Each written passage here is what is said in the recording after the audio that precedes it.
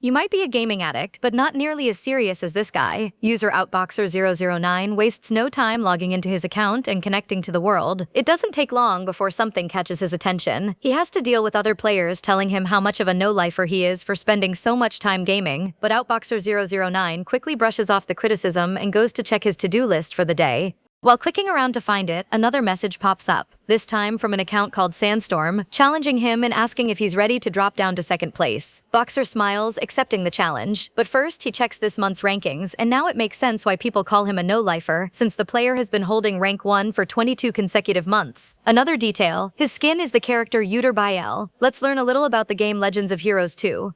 Despite having been released over 10 years ago, it's such a well-crafted game that it still has a dedicated player base. It's a system that lets users select a playable character within the world and nurture those avatars according to their preferences. On top of that, based on the achievements they reach in the game, players are ranked every month. Today is ranking day, and Boxer enters the Hall of Fame with pride written all over his face. He immediately runs into two female players who look like they've been waiting for him. The first to say something is user Romantic Cat, rank 95, wearing a Cordelia Chase skin, who teases him and wonders if maybe this month will bring a surprise. The other is the one who messaged him earlier, Sandstorm, also using the same character's skin. She's been at rank 2 for 21 months and says with a smug smile that she'll be at rank 1 this time. Boxer just makes a joke about how her wings are clipping through the wall, though secretly he finds it kind of cute how these players dress up their avatars. Striking a classic genius pose, he tells her to be happy with rank 2 and that her eyes are bigger than her stomach. That sparks a little back and forth between the two. The monthly ranking is then announced, and it's no surprise when both of them stay in the same positions. Boxer doesn't even flinch, knowing exactly how this would end. But of course, Yellow is completely unsatisfied and unleashes a storm of swear words, insults, and anything her anger can spit out. The problem is that right after that string of words, the chat gets restricted. Her friend tries to calm her down, only to discover that the two top players have just left the game together. This sends other players into a frenzy, thinking the two leaving together must be the start of a BL novel. Meanwhile, a light appears somewhere in the universe announcing that users Kang Jinyo and Hong Yuhi have entered the Pleiades. A scream is heard inside a grand mansion, coming from the young man sitting in the living room. His breathing is difficult and his vision is blurry. He's confused by all of this, and when he tries to stand, he realizes he's dizzy and his body barely responds. Even so, he forces himself upright and walks to a mirror, assuming he's just dealing with a cold. But that thought vanishes when he looks in the mirror and sees the young version of his game character, and after a few seconds, he realizes he's literally looking at himself through the mirror. Suddenly, something hits his mind like lightning. Boxer has to hold himself together so the dizziness doesn't knock him down, as information floods through his mind like a waterfall. Let's learn a bit about the lore of the Pleiades, the world where Legends of Heroes 2 players adventure.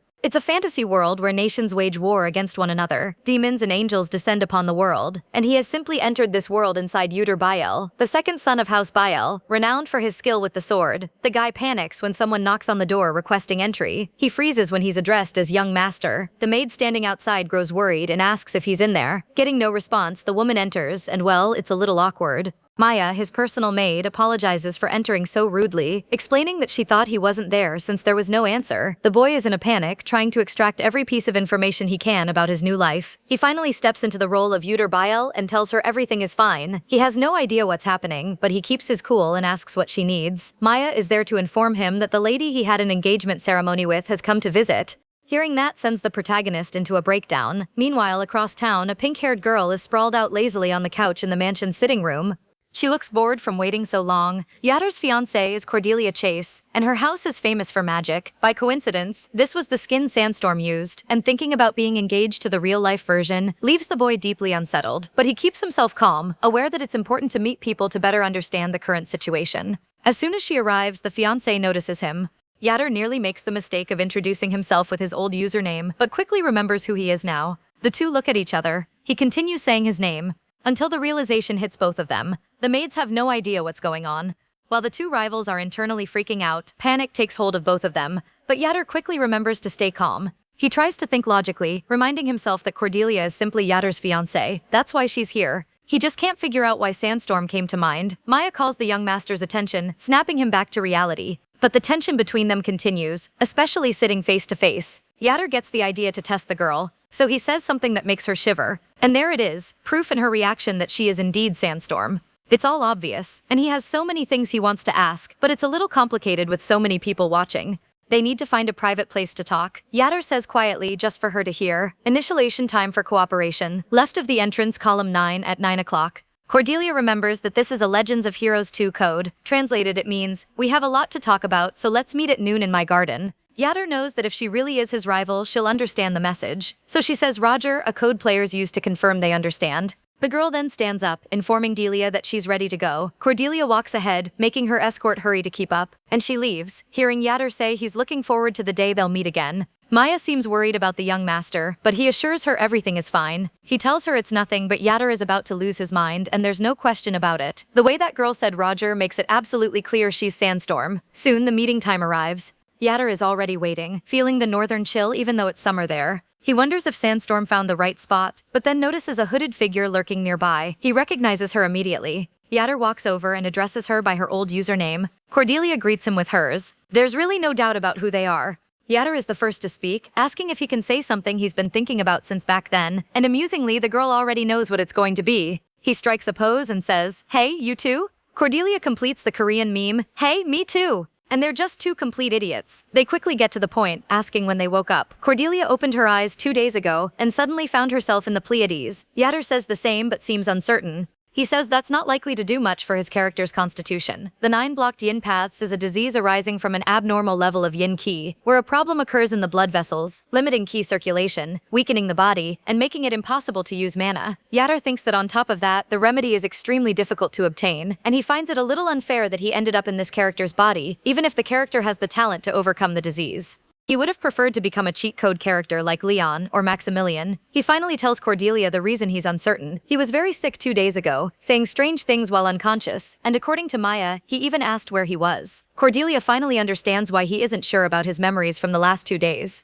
So she panics, asking if he's even okay right now. She came to see him during the day and doesn't understand why they had to meet in secret, wondering if he has any idea how hard it is for an adult woman to sneak out without her parents knowing. Yatter holds his own, using his illness as leverage. After all, he had to jump over a fence to get here. He turns to her in shock and asks since when she became a lady. The girl gives him a confused look, then leaves him stunned with a simple answer, "Since I was born." He's shocked. Sandstorm is a girl, and Sandstorm now knows that Outboxer 009 is a guy. Now neither of them has any doubt about what the other is, though Yellow didn't say anything before because it was obvious.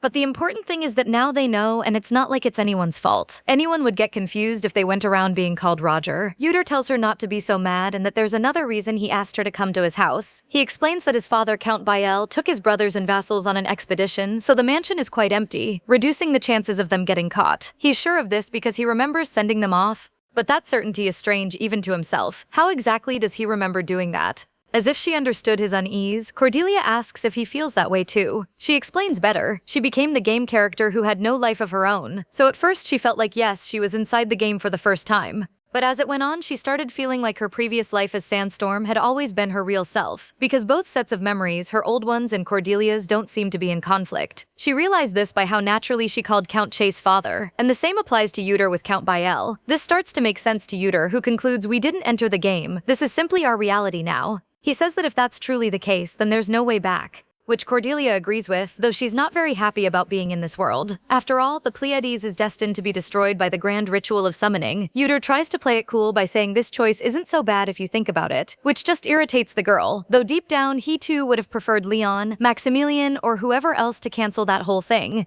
He tries to explain further, saying that both Yuter and Cordelia are characters beyond the ordinary, and by coincidence he's a warrior and she's a mage. Hearing that finally makes the girl smile. As soon as they started thinking of it like a game, a sudden wave of motivation flooded these two addicts. Cordelia even says they'll have no problem sharing items. The subject shifts to the ball, and Cordelia mentions she'll now have to deal with a party, something she hasn't done even once in 5 years. Yuter takes the opportunity to tease her, saying that waking up in a game world is absurd enough, but then having to attend a party with the person who's always in second place is something else. And before she can fire back, he defends himself by saying to consider their current situation, it's time for them to work together. That leaves the girl pretty irritated all the same. The protagonist asks her to calm down and listen. Considering this is truly their reality, Yuter asks whether they couldn't cure his 9 blocked yin paths much faster than in the game. To do that, they'll need an item filled with heavy yang energy to unblock them. To make his case more convincing, Yuter reminds her she's handling the whole party situation alone and promises that once he gets better, he'll be a huge help.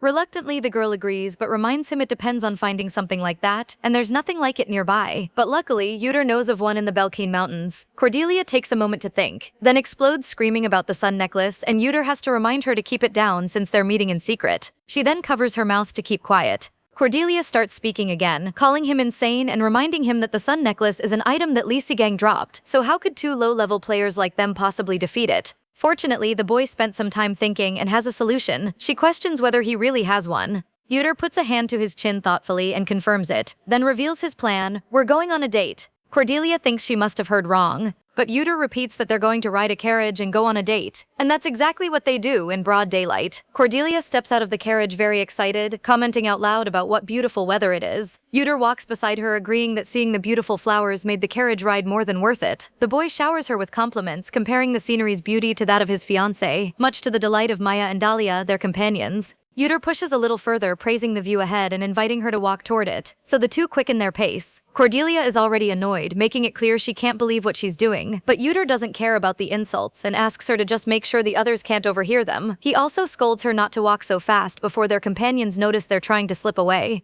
Cordelia just complains about how irritating he is, and setting all that aside, asks him to finally explain the details of how two level 1 players can capture Lee Gang and get the sun necklace. Yuter just stares at her in silence. What he knows about the item is that it can suppress the evil power left behind by Gang of the Crimson Moon, a powerful monster that appeared in the second half of Legends of Heroes 2 and was sealed in the Sun God's Temple, located in the middle of the Belkine Mountains. Yuter makes it very clear he never said they were going to capture the monster and asks her not to worry about the details. He then asks if she brought the things he requested. Cordelia brought everything and mentions she had a hard time because she was hiding it under her skirt. That makes Yuter smile, saying it's exactly what he expected from his sandstorm, and that he'll trust her since she's holding on to it. The girl gets annoyed, saying she doesn't remember becoming his sandstorm, and asks him to stop saying gross things. She just wants to know what they need to do. He says it's simple and tells her to look at the cliff. Yuter checked it on the way here and noticed that the area matches the one in the game. He says that when she reaches a certain point, she'll need to carry him and then jump. It doesn't take much for Cordelia to figure out that the Sun God's Temple appears if you simply go around the flower bed and go down. Still, she asks why they have to jump off the cliff, and he asks if she ever went through the west path in the game,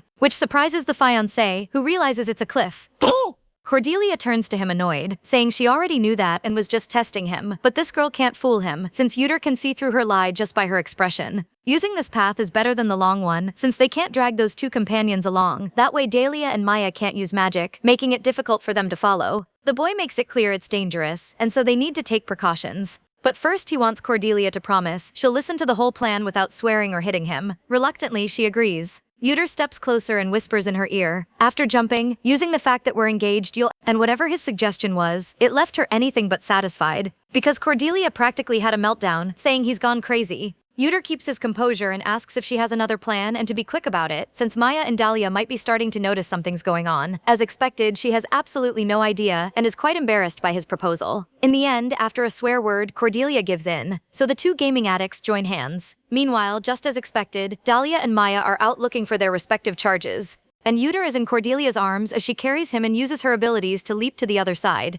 Dahlia spots them and immediately demands they come back, warning it's extremely dangerous. Meanwhile, the girl catches her breath, then yells that she just needs some alone time with young Lord Bael. She shouts that her fiancé won't do anything suspicious because he's a gentleman, and that they'll be back before dinner, though Yuter himself is just thinking that maybe the insurance he chose was a little too expensive. Dahlia isn't willing to accept this easily, and worriedly asks her lady when she got so close to Yuter, and in that case, she shouldn't be wandering so far from her escorts because it's dangerous. Maya catches Dahlia's attention and vouches for the young master's gentlemanly behavior, but the other woman is still freaking out, saying that's not the issue. But however that might end, the engaged couple runs off and takes advantage of the opportunity. Cordelia is having another meltdown, screaming about why she had to carry him off a cliff and come up with a good excuse, asking why he's dumping all these embarrassing situations on her. Yuter just asks her to stop being difficult and says he has a good excuse. After all, his key is blocked. There's no way he could carry her with arms this thin and weak. She fires back, saying she'll remember this when he's cured. Just wait. In his defense, Yuter says he wasn't the only one in an embarrassing situation, because she went through something similar too. After all, he wrote that letter inviting her to the carriage ride through the flower fields.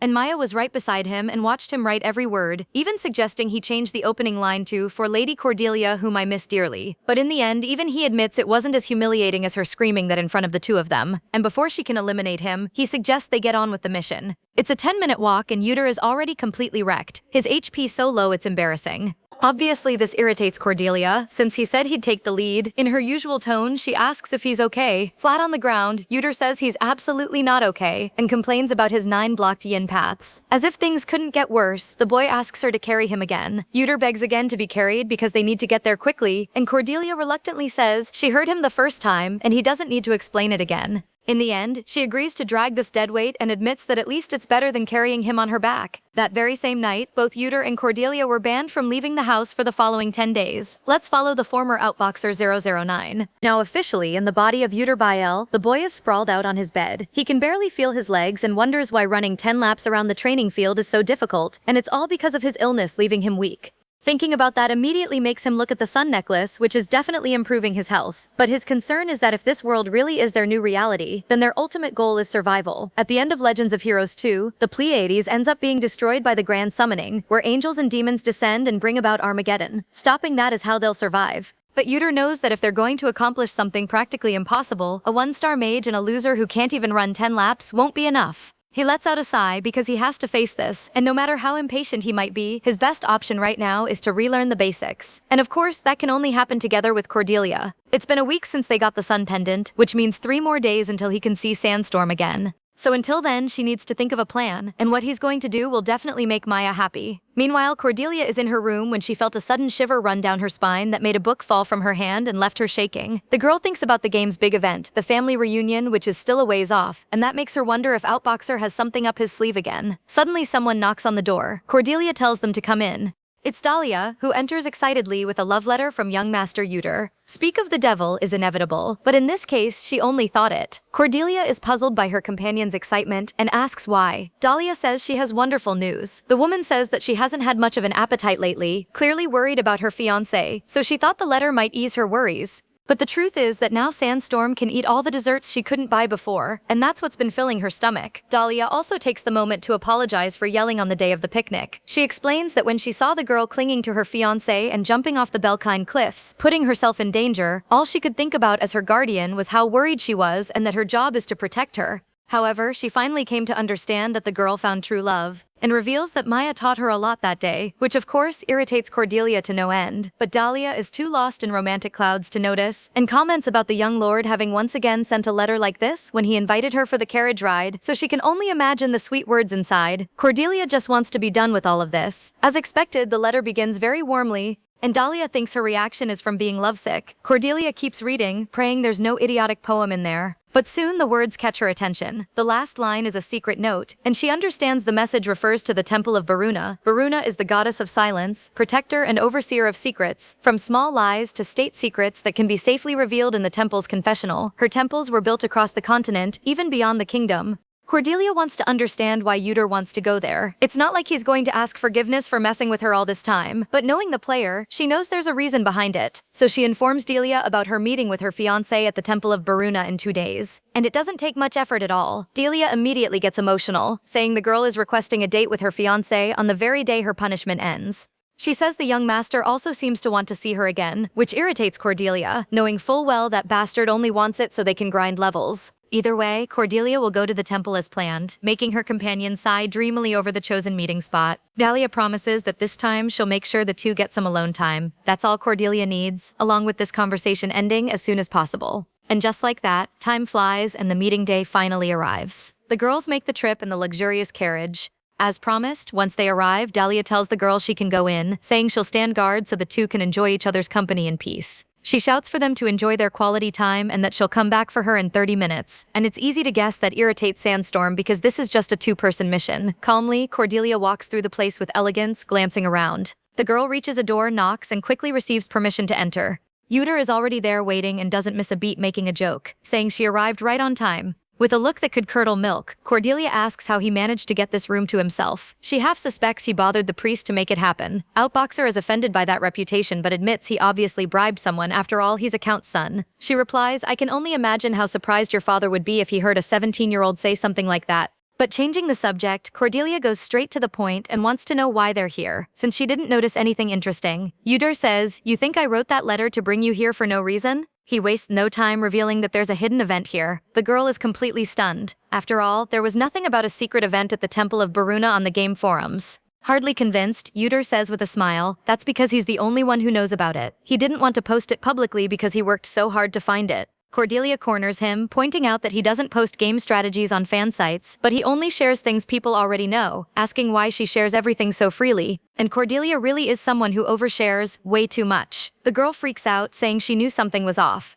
And she understands why she could never reach the top no matter how hard she tried. Yuter is right not to be naive enough to give away all his secrets. But Cordelia quickly wants to change the subject and asks more about this secret event. She asks if he called her there to get another item that would only help him, like the sun necklace. Yuter lets out a small laugh. After all, it was her who was leveling up by firing magic missiles at Lisa Gang. He explains that this time it's something for both of them, a dungeon book hidden deep in the temple's library. This item transports whoever opens it into a dungeon, usually an imaginary one, but sometimes they can get sent to a real one. He explains that the reward for clearing the dungeon is a martial skill book and a magic skill book. He's done this before and received his prize, but never as a mage, so he has no idea what she'll get. Cordelia thinks it over, grasping the implication. Yuter completes her reasoning, saying she will be the first mage to complete the hidden imaginary dungeon at the Temple of Baruna. Knowing she'll be the first is way too convincing for the girl. At least she'll be first at something. She quickly gets excited, wanting to know where the book is, and Yuter points to the one sitting right beside him, which he grabbed before she arrived. Cordelia is pleased, even saying something like, "This is the outboxer I know," and she's ready for this new adventure. Yuter is too. Meanwhile, outside, Dahlia, who's keeping guard, catches a glimpse of suspicious bright light coming from the room. In parallel, the book is opened, and it sucks the players inside. They're now in the imaginary dungeon. Cordelia's first reaction is dizziness. Her head also feels like it's spinning, and she's nauseated, while Yuter seems totally unaffected by the teleportation magic. She's not doing well at all and laments it, asking her fiancé why he's totally fine. Even Yuter doesn't understand why, and even offers to pat her on the back. With the girl better, they move forward. Cordelia looks around and asks if they're inside the dungeon book. Outboxer confirms it's exactly like the game. He says that means if they die, they'll simply be expelled from the book and considers that lucky. All Cordelia says in response is, "I'm always second, so don't make me nervous when I want to be the first to clear this place." Of course, the girl also remembers that even though the dungeon is imaginary, the pain they feel won't be imaginary at all. So where exactly is the luck in that? Outboxer asks, "Isn't it a good thing to go through the dungeon without risking our lives?" He's a complete idiot. Since they'll be having a good fight, Cordelia asks if that means the yin energy syndrome has improved. With a smile, Yuter confirms, "Just a little." There's also a bonus, the girl herself. Yuter explains that he prefers events and finding items over grinding, just as he prefers going deep to unlock achievements and find all the little hidden elements in the game. He considers Cordelia a damage dealer who hunts and fights for points. If you count monster kills alone, people would say Sandstorm's points doubled Outboxer's. Since he's the one who brought them into this dungeon that only he knows about, Yuter admits that in terms of combat, he's hitching a ride with her, which in Cordelia's translation means, "You buy the gas and I drive the bus." But whatever, at least Cordelia came a little more prepared for the occasion. She asks him to turn around and gives herself some privacy. From her skirt, she pulls out magic gems. Last time she fought Lisa Gang, she only had one magic missile and a dream. With a smile, she says she hid them under her skirt because she figured he'd have some kind of plan, and she wasn't wrong, knowing her rival well. Cordelia brags that these magic gems are from the ruling houses of the north, where only people of House Chase are mages, and these are the best ones made by her father. Yuter smiles, knowing this must be her trump card. She asks if he trusts her now, and this time Outboxer gives her credit. Even though she revealed all her secrets on the forums, at least she did the right thing here. So he tells her she's pretty impressive. Taking advantage of the moment, Yuter hands her some pages, explaining that they're a bunch of one-star lightning-type spells and some light-type ones. Outboxer isn't going to just stand there during the mission doing nothing, so he made all these scrolls with various types matching their current level. Cordelia is genuinely impressed that he did all of that. This gaming addict really memorized everything from the game. A little flustered by that look, Yuter teases and asks if she doesn't know how to draw basic spells, since she's a second-level mage. The embarrassed look on her face says everything, and the boy finds it amusing to tease her. But focusing on the mission, he asks Sandstorm to infuse some magical power into the scrolls, since without that, they're just scribbled pieces of paper. Before doing that, however, Cordelia wants to know if he's really saying he's going to put a mage on the front line. Yuter prepares his defense, reminding her that unfortunately, he's someone who can't use mana because his 9 yin paths are blocked. As expected, Cordelia freaks out, screaming whether he lost the sun necklace before using it for all 10 days. He tries to calm her down, reminding her the cure isn't that fast. So Yuter takes the opportunity to show that he brought mana potions and armor for her, and the girl realizes he had been planning to use her as a magical power carrier from the very beginning. In the end, there's nothing left to do but accept. In the game, Cordelia could chug mana potions one after another, but here in their new life, after drinking one, she feels bloated. Meanwhile, Uter is just praising her for the great job of charging up the scrolls. She passed on the armor since it's too heavy. Not to mention her current outfit is already at the weight limit and she wouldn't be able to walk with it on. Uter understands the situation. But watching her, he wonders if she's nervous. After all, this must be her first real combat experience. And since Lysagang was tied up, that hardly counts. Plus, back then they were more focused on leveling up than anything else. That gives him the brilliant idea to tease her just to ease the tension. A movement up ahead catches their attention. The players quickly hide behind a pillar, and Uter explains that once they turn left, they'll immediately spring out, so she needs to be ready. Cordelia just nods. An outboxer notices how tense she is. That worries him, but he believes everything will be fine. After all, he'll be backing her up, and he's sure the attribute of the first goblins that appear here is Dark Attribute. The young master quickly tears the first light scroll, trapping the little guys in a glowing magic circle. This is Sandstorm's moment. Grabbing her staff, she summons the magic missile that fires 5 continuous strikes. Uter shouts that reinforcements will come from the next block after hearing that noise, and this time their Earth attribute. Cordelia thanks him for the info and immediately gets serious, knowing this isn't the time to act yet. They need to wait for the enemies to get closer. For her, the best moment is when the enemy enters her line of sight. As soon as she spots the creatures, she casts Slip and Fall Grease, which prevents enemy movement by making the ground slippery. Ueter also does his part, following up with a Bind Scroll, leaving the enemies trapped in a luminous chain. Ueter analyzes his specialty, knocking enemies down and then restraining them with binding magic. He hands her a new potion. He says when she's done drinking, they'll regroup. Because unlike that time with Lysagang, these low-level monsters need to be exterminated for the experience to flow, and in that moment, Cordelia wishes she had a double EXP potion before having to do all of this. Soon the hits start flowing in and they level up, and that's how they spend 5 hours in the dungeon. By now, Cordelia is very tired. In the game, you only needed to click a lot, but now this is real life. Her legs hurt badly, and all the jumping only makes it worse. Ueter has the impression he's heard something like this before. A little awkwardly, the boy asks if she's tired and suggests they rest along the way, but he makes it clear a lot of time has passed, and since it's her first time in real life, it can be overwhelming. Cordelia goes quiet for a moment. She finds it irritating that her first real training is like this, and also why is he asking when he already knows it's hard? For starters, reaching this level is already a miracle, because based on the level and high attributes of the monsters, this dungeon's difficulty must be very hard. Yet the hunt is going smoothly, so she doesn't understand why he's being a crybaby. Ueter also came prepared with a map and information. His knowledge of monster weaknesses, attributes, and terrain is flawless. Not just dungeon strategy, but also his magical support is well thought out. He prepared everything that would be needed perfectly, so Cordelia wants to know if this brat also frequently played a support character. Or maybe, as irritating as it is to admit, does he have to be this good to stay in first place? Meanwhile, Ueter also reflects on the expression she's making, which makes him think she has a lot of complaints. But she seems to be holding back because she knows he'd point out her flaws right back. He breaks the silence by asking if they should rest a bit before continuing. Cordelia says it's fine, even if her feet hurt from all the walking and she feels bloated from too many mana potions. And of course, she has something to complain about. She's annoyed that his level is higher than hers because Outboxer always gets the last hit. But setting all of that aside, she's fine to continue.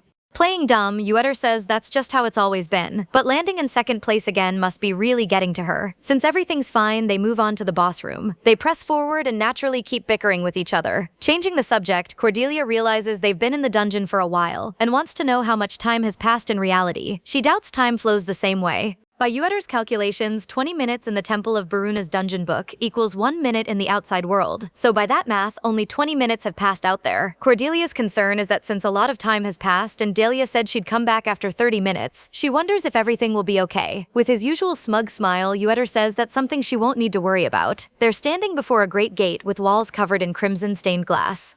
Cordelia is mortified by the sight of this wall that might as well be screaming, "The boss is behind this wall." And the boss is a furious wolf, which kind of breaks her expectations. After an endless swarm of goblins, their boss is just a furious wolf. And this monster has a lightning attribute, which is something new there. Ueter confirms it, explaining that not only does it have that, but it's also fast. So this time both of them will need to keep moving non-stop. And there's something else. Running out of patience, Cordelia wants to know what it is. He says that before he gives the signal, she shouldn't attack. She should just focus on dodging. That makes her accuse him of planning to steal the last hit again. But Ueter says he can't do that against a boss they have no guarantee of defeating even working together. And that's basically the confirmation she needed, that this bastard was stealing last hits on purpose. But calming down, Cordelia wants to know if this wolf is different from a normal furious wolf. After all, there must be a reason he's telling her to wait. Ueter stands up after pulling some scrolls from his bag and says, "It's nothing like that, it's just that there's something I need to prepare first." And finally, they step through that gate, coming face to face with the level 17 Furious Wolf. The creature locks eyes directly with Yuter, which doesn't go unnoticed by Cordelia, who teases him about it. Yuter immediately understands that the wolf plans to attack him first. As soon as he finishes speaking, the monster starts moving toward him. Just as expected, the beast charges. Yuter dodges it nimbly, moving quickly out of the way, and then gives the signal to Sandstorm.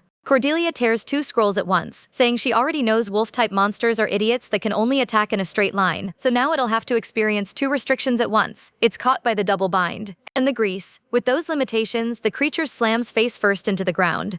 The Furious Wolf's speed is the biggest thing they need to worry about in this fight, but Cordelia also realized it has a glaring weakness. It's extremely easy to predict its attack patterns, so if they can restrain its legs, eliminating it will be easy. The problem is that the time to keep it trapped is quite short. The longer they take, the more disadvantageous the situation becomes. Cordelia shouts to Outboxer that he needs to finish his preparations quickly. Yuter smiles, understanding the signal. From this point on, he'll begin his preparations. The first is lightning, which hits the beast with a yellow bolt, and Cordelia has absolutely no idea why he's attacking after telling her not to. Then she notices the magic chains have been broken. At that moment, Yuter shouts her name. The creature is heading straight at her. She dodges easily, making the Furious Wolf smash into the wall. But something seems strange. Yuter was sure the boss was attacking continuously, so why does it seem like it took no damage? On top of that, he also can't shake a feeling from a moment ago like something isn't quite right. Yuter shouts at Cordelia to use a water attribute magic. She immediately grabs one of those gems and throws it at the Furious Wolf. Outboxer's next order is to launch another lightning, and he smiles when he sees he was right. As expected, the combination of the two works better, so they just need to do it a few more times. Though Cordelia looks at him and thinks he's only feeling smug because she's irritated seeing him so hyped up on his own. Another lightning is launched, and somehow that feeling keeps nagging at Cordelia. Something just doesn't feel right. Cordelia recalls the earlier conversation with Yuter where he mentioned the boss has a lightning attribute, and that makes the gears in her head spin fast. They're literally attacking the Furious Wolf with lightning, the same attribute it has. Cordelia watches carefully at what's happening. She also observes the final boss. The monster seems to be going through a transformation, getting even more terrifying. That's when Cordelia realizes that no matter how many times they hit the monster with lightning, the only thing it seems to do is fuel it and charge its power. Yuter looks proud that she arrived at that conclusion. It's inevitable that she gets irritated when she realizes what the boy was preparing was to power up the boss. Outboxer finally reveals his knowledge. Defeating an awakened Furious Wolf is the hidden condition required to obtain a rank B skill book. He even laughs to lighten the mood because what fun would it have been to warn her beforehand? But judging by Cordelia's face, facing the boss seems more appealing than dealing with him. Yuter offers more magic circle scrolls so they can quickly take care of this thing and get the rank B skill book. Cordelia grabs the paper and tears it, shocking him. In the background, you can see the Furious Wolf explode. Then she gives him that look that says, "I'm going to end you." Outboxer promises that next time he'll tell her everything up front. But now there's something bigger they need to deal with. The beast moves quickly toward them. Furious wolves and other monsters of this breed share one characteristic: immense leg strength and a linear attack pattern they use to launch themselves like a bullet. But since the attack trajectory is so simple, as long as you nail the timing, you can evade it. So regardless of levels, if you have good situational awareness, this monster is manageable. The problem is that playing on a computer and facing it in real life are two completely different things. Yuter shouts at Cordelia, who barely manages to dodge the attack. The Furious Wolf changed direction using a pillar as a launch platform. That makes Cordelia think its attack pattern must have changed after leveling up, all thanks to Outboxer. Knowing it will make another attack while changing direction from its charge, she needs to figure out which way it'll jump next, and her alternative is to try tracking its movements with her eyes. Suddenly, Yuter feels something. Then he simply falls to the ground, sending scrolls scattering. Cordelia is baffled, until she notices a crack forming under his feet. Looking at the monster, she sees it moving its paws. The Furious Wolf launches a new attack that can go in more than one direction. Now that it's using the pillars, it can do this repeatedly. To protect Outboxer, the mage summons the magic missile circle. But through its horns, the monster summons some kind of shield to protect itself from the attack. Sandstorm is stunned. Her magic was negated. With nothing stopping it, the Furious Wolf lunges at Yuter. Cordelia panics, unsure of what to do. The creature is too fast and she can't stop it. Cordelia screams, imagining it's the end for her rival. But then something happens. The Furious Wolf throws itself on the ground, grabbing its snout while its eyes water. Sandstorm asks what's going on and what is that smell? Yuter explains that dogs have a sense of smell 10,000 times sharper than humans, and this wolf should have abilities even greater than that after awakening. So there was no way the boss could handle that special scent bomb created by fusing various items. Yuter explains that no matter how much experience he gains from goblins, he still can't level up enough to defeat the Furious Wolf through conventional means, so he prepared something to neutralize the monster. And to do that, it had to be a method only possible because this isn't a game anymore. This is reality. And just to get a little gloating in, he tells Sandstorm that trump cards should always be played at the very last second. But before he can brag anymore, he gets caught by his own stink bomb. Outboxer says a solution just has to work, though now he's a gamer with no social life and very much results-oriented. Cordelia just watches how absolutely ridiculous he looks. She's convinced of that, but also has to admit it was a good solution, which is expected from the #1 player. And Sandstorm is also a gamer with no social life who's results-oriented. But getting straight to the point, it's time to finish the wolf. With a smug smile, Cordelia says, "Big bad wolf, time for your medicine." Sandstorm summons magic that creates a hole in the ground. Outboxer even gets in a little joke. He tears more scrolls, and the two smile, saying goodbye to the monster. While tossing the torn papers into the hole, multiple explosions go off, and Cordelia thinks she was so confused that she forgot this whole thing is a simulated dungeon. She got that way because she honestly worried about him for no reason. Even if he died, he'd just get kicked out of here. Completely unaware that the girl is thinking this, she reflects on the situation. They receive the title, "You have obtained the title, one who slew a furious wolf before level 10. In the game, besides experience, titles like this were also awarded. Both of them also had all their stats permanently increased by 1. They hear a sound which Yuter says felt more like something tapping inside his head, but Cordelia is more concerned with the title she just got.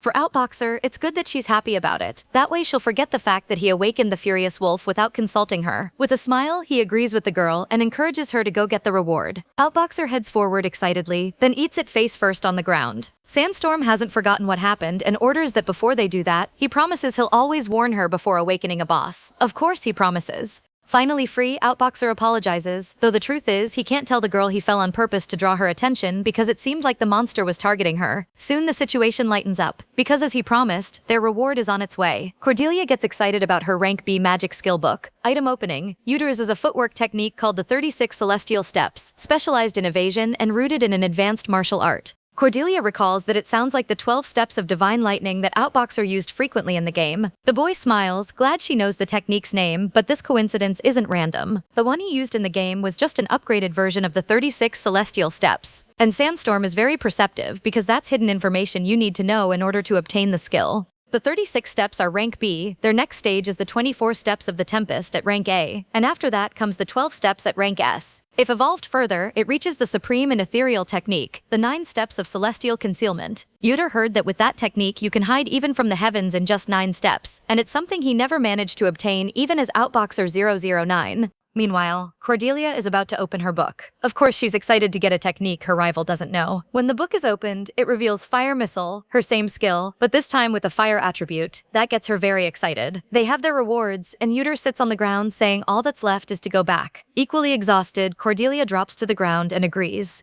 She even comments that the sun necklace must be doing its job, because Yuter would have passed out from exhaustion a few days ago. With a smile, the young master agrees, saying it's an item he obtained thanks to a very special person, giving the girl a cheap little compliment. With the 9 blocked yin paths slowly being cured and both of them above level 10, Cordelia suggests they move to the next phase. And there's only one thing going through Yuter's mind about what she's referring to, the demonic hand invasion event. And that's the answer. Outboxer smiles, because this is exactly what you'd expect from a gaming no-lifer. Knowing a bit about Legends of Heroes 2, every character has their own scenario, and besides those two, there's also Crimson, Lucas, and Maximilian. And no matter who you chose to play, the ending is always the end of the world. Setting that aside, the scenario that players described shows just how morally rotten the developers are. Cordelia's story, for example, begins when she sets out on a journey to attend a friendly social gathering among the 12 children of the northern clans. For reference, Yuter's starting point in the main story is about 6 months after hers. After a calm tutorial at Earl Chase's mansion, she then moves on to sub-events that constantly pop up after leaving the mansion.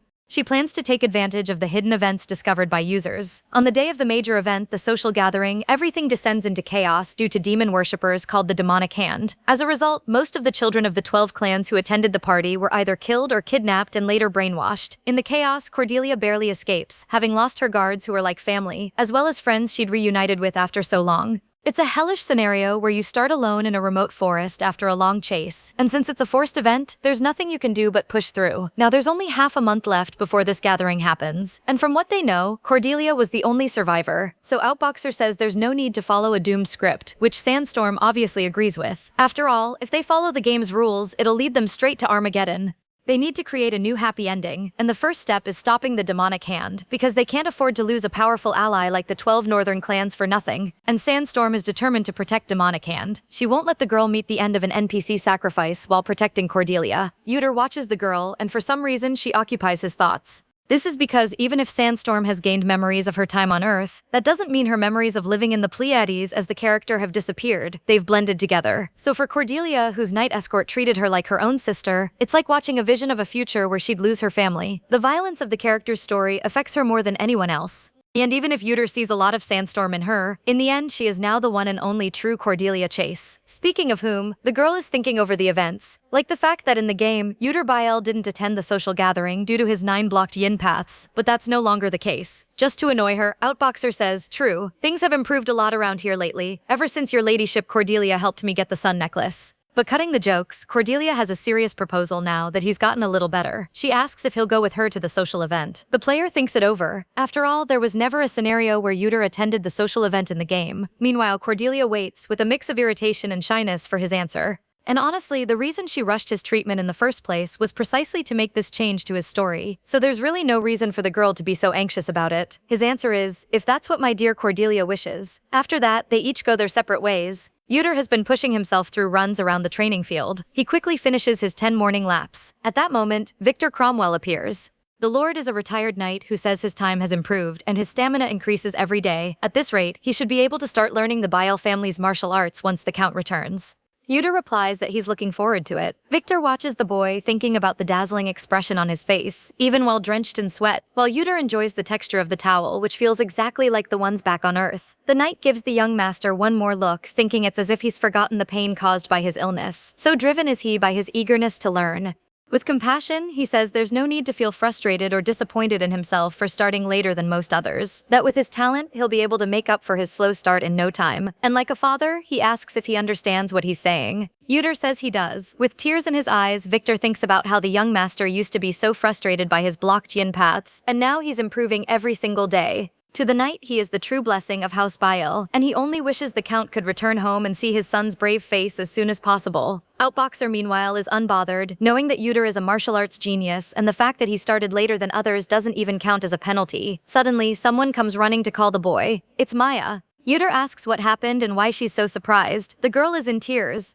It takes a moment for her to calm down. Then she says, correspondence has arrived from the Chase County. Even Victor is intrigued that Cordelia wrote to the young master. Outboxer, however, is worried that something happened. To his disappointment, Maya says it's not from the girl. It's actually a letter from her father, Count Arthur Chase. That sends the boy into a panic. And then Yuter has to go to the Chase County. He has no idea how he got there. Outboxer can't even remember the letter properly, saying he should visit them to discuss the recent actions he and Cordelia took together. But he's so nervous that he can't remember anything. For him, this was so unusual that it makes him think he's losing his mind. After all, what kind of person was Count Chase? From Cordelia's story, you can tell he was a softie, and maybe that's why he called him there. Maybe he wants him to explain why he ran off with his daughter to the flower fields, or why they were caught having a secret meeting at the temple right after the house arrest was lifted. Many possibilities flood his mind. The boy is snapped back to reality when Maya calls him. She says there's no need to be nervous, after all they're officially recognized fiancés by both families, so a small deviation from the norm shouldn't be a problem. Yuter notices her voice trembling.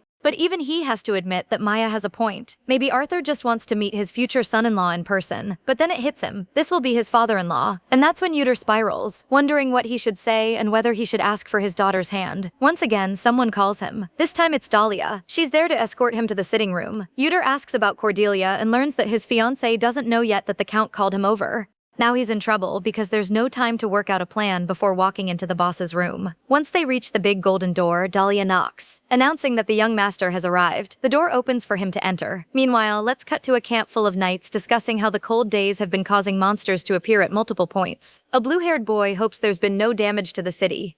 Alex Bael, one of the 10 great sword masters, says that's precisely why they're on this expedition, so they need to take out as many monsters as possible before heading back. Curious, his son asks what he's looking at. He explains it's information Victor just sent over, so he's still reading it. The letter talks about how Yuter is not only visibly healthier, but it looks like he could start practicing martial arts at any moment. It also mentions that he hasn't fully recovered yet, but thanks to the sun necklace he and Cordelia found, he's gradually getting better. The son gets excited at the news and says that meeting Cordelia was the luckiest thing that ever happened to his brother. Alex smiles and says if Arthur heard that, he'd be happy. The boy asks if they've rested enough. So the Count says he shouldn't push his subordinates beyond their limits just because he's in a hurry. Gale knows that, but he just wants to be 1 second faster so he can see Uter healthier. He just wants to know his little brother is okay. Meanwhile, Uter is having a terrifying encounter with his father-in-law. The two are seated for a pleasant chat over tea. Outboxer is tense, feeling like all the recovery he made thanks to the sun necklace vanished in an instant. He has the sensation of everything inside him hardening, his hands and feet going cold. This anxiety is similar to what he felt face-to-face with Lisegang. He looks at Arthur Chase. Together with his longtime friend Count Bael, they're among the so-called 4 great powers of the North. Known as the Crimson Tempest, he's one of the Kingdom of Sealrune's finest battle mages. And of course his daughter is Sandstorm. In Uter's original scenario, Cordelia's father would have had no reason to meet the boy, because due to the 9 blocked yin paths, the two had grown apart. And due to Cordelia's disappearance during the social gathering, the engagement would have been broken off. This is yet another change from the original scenario. Finally, Uter sips his tea.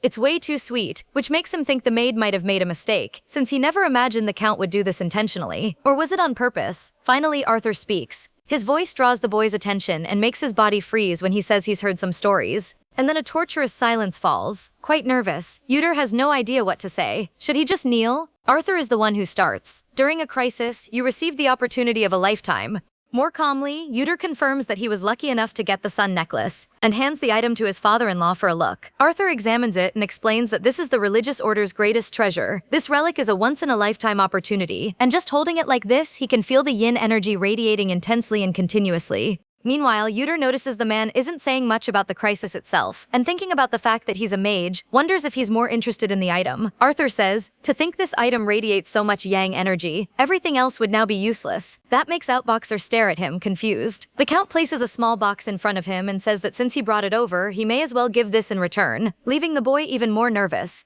Arthur just says he's just telling him in advance and that it's not a big deal, and barely a proper thank you makes it out of the boy's mouth. Uter hurries to see what's in the box. As soon as he opens it, a strong light hits him. This is the Extreme Yang Pill, which radiates yang energy and is one of the ingredients for curing the 9 blocked yin paths. Outboxer is completely stunned, but quickly composes himself and thanks him for the item. Arthur turns serious again, ready to share something else he heard. He asks if it's true that in the moment they fell off the cliff, Princess Cordelia really carried him and jumped. Uter confirms it, and of course won't mention she also carried him on her back. Arthur clicks his tongue and calls him a pathetic weakling, leaving the boy confused. The redhead pushes over another small box and says, these are red berries that will help increase his strength. Since there are only weak mages who can barely hold their staffs, his son-in-law should eat these. Uter thanks him for the other gift, and is very surprised by strength-boosting berries. He finally opens the boxes to reveal them. Outboxer is completely floored. These are items you can't even see in the early parts of the game, so why is he giving them to him? As if hearing his thoughts, Arthur explains that since the Extreme Yang Pill and the Strength Berries have a bitter taste, he should eat them together with the tea. Now Outboxer finally understands why the drink is so sweet. Meanwhile, Cordelia is in her room, just waking from a long sleep and wondering why she feels so stuffed. Meanwhile, Uter is thinking about all these gifts and wondering if the man is actually a good person, or maybe another possibility, that he really likes him. Uter notices Arthur's eyes are fixed on his ring. The boy explains it's the ring the Count himself sent over before, and that he's been wearing it ever since. The reason Uter and Cordelia are engaged is that Earl Bael and Earl Chase are old friends who made a prenatal marriage promise for their children, even before they were born. Since it was arranged without the consent of either person involved, the two share a weak relationship. Being nobles, they need to appear on good terms with each other, so Outboxer figures that's why he sent matching accessories for them to wear. He's too embarrassed to call it a couple's ring. In his scary voice, Count Chase asks him to take the ring off, leaving the boy in complete shock. Uter asks why, and all the man does is shoot back. You're the only one wearing it right now, aren't you? Pausing to think he's never actually seen Cordelia wearing a ring. Arthur explains his daughter said she accidentally lost it, but it's fine. He already had new ones made for both of them, so he asks him not to complain and to just let it go. Knowing that girl is Sandstorm, of course she threw it away. Yet Uter just smiles and agrees. He'd been wondering what was going on and was quite nervous, thinking the man might cancel the engagement. But now he understands. Arthur is simply someone who has difficulty expressing his feelings honestly. Now it's kind of obvious, and it really proves that Cordelia is his daughter. Arthur has one more thing to say. He heard that Uter will be joining his daughter at the social gathering. Uter confirms it, calling him father-in-law, which leaves the man visibly stunned. Count Chase even tries to hide his flushed face. and says seriously, I don't know if you'll be able to handle the long journey with that frail body of yours. You'll need plenty of energy for that. And Outboxer immediately understands. It's a cue to eat the energy berries. After that conversation, Arthur dismisses the boy. Yuter bids him farewell. With everything he ate, the protagonist feels very full, but in exchange, he's well energized. It's a good feeling even with the stuffed belly. At that very moment, stepping out of the room, he runs straight into Cordelia. Quite casually, he remarks that she finally showed up, while Sandstorm practically shouts, asking why he's so relaxed about everything and didn't warn her he was coming. Outboxer tries to calm her down, explaining it was a sudden summons so he had no time to get in contact, but assures her nothing serious happened. Still shouting, Cordelia asks, why would my father summon you if it were nothing serious? And fires question after question, wanting to know if the engagement got cancelled, while their companions look on, just enjoying the scene. Unbothered, Yuter says that on the way there, he was looking around and noticed how truly beautiful the garden is. That leaves Cordelia baffled and irritated that he's suddenly talking about this. Outboxer laughs, though internally he thinks the girl is a little vulgar. He asks for the honor of escorting her on a walk. Now alone, they can talk freely. Sandstorm asks about what her father gave him. Outboxer explains that Arthur gave things to make him stronger so he could carry her. That's the grossest thing the girl has ever heard, and she fires back that she has her own legs. Yuter explains it was because of the escape through the flower fields. He says the problem didn't seem to be about the running itself, but rather the fact that Cordelia was the one who carried him, and she realizes she was worried for nothing. Yuter assures her it wasn't a big deal, and realizes just how much those two resemble each other. At most, Cordelia inherited only her mother's physical appearance. The boy recounts how the meeting with the Count went, how much he made him eat until his stomach feels like it'll explode. And of course, Cordelia fires back by saying now he knows how she felt chugging mana potions in the dungeon. Suddenly, she stops. Yuter gets worried right away and asks what happened. Cordelia explains that the dark circles she always had have disappeared, a clear sign that his condition is improving. The boy notices just how surprisingly observant his rival is to pick up on things like that. And to make it worse, she's standing very close. He quickly changes the subject, telling her that it's Count Biel's turn to return. He should be back within 10 days at most.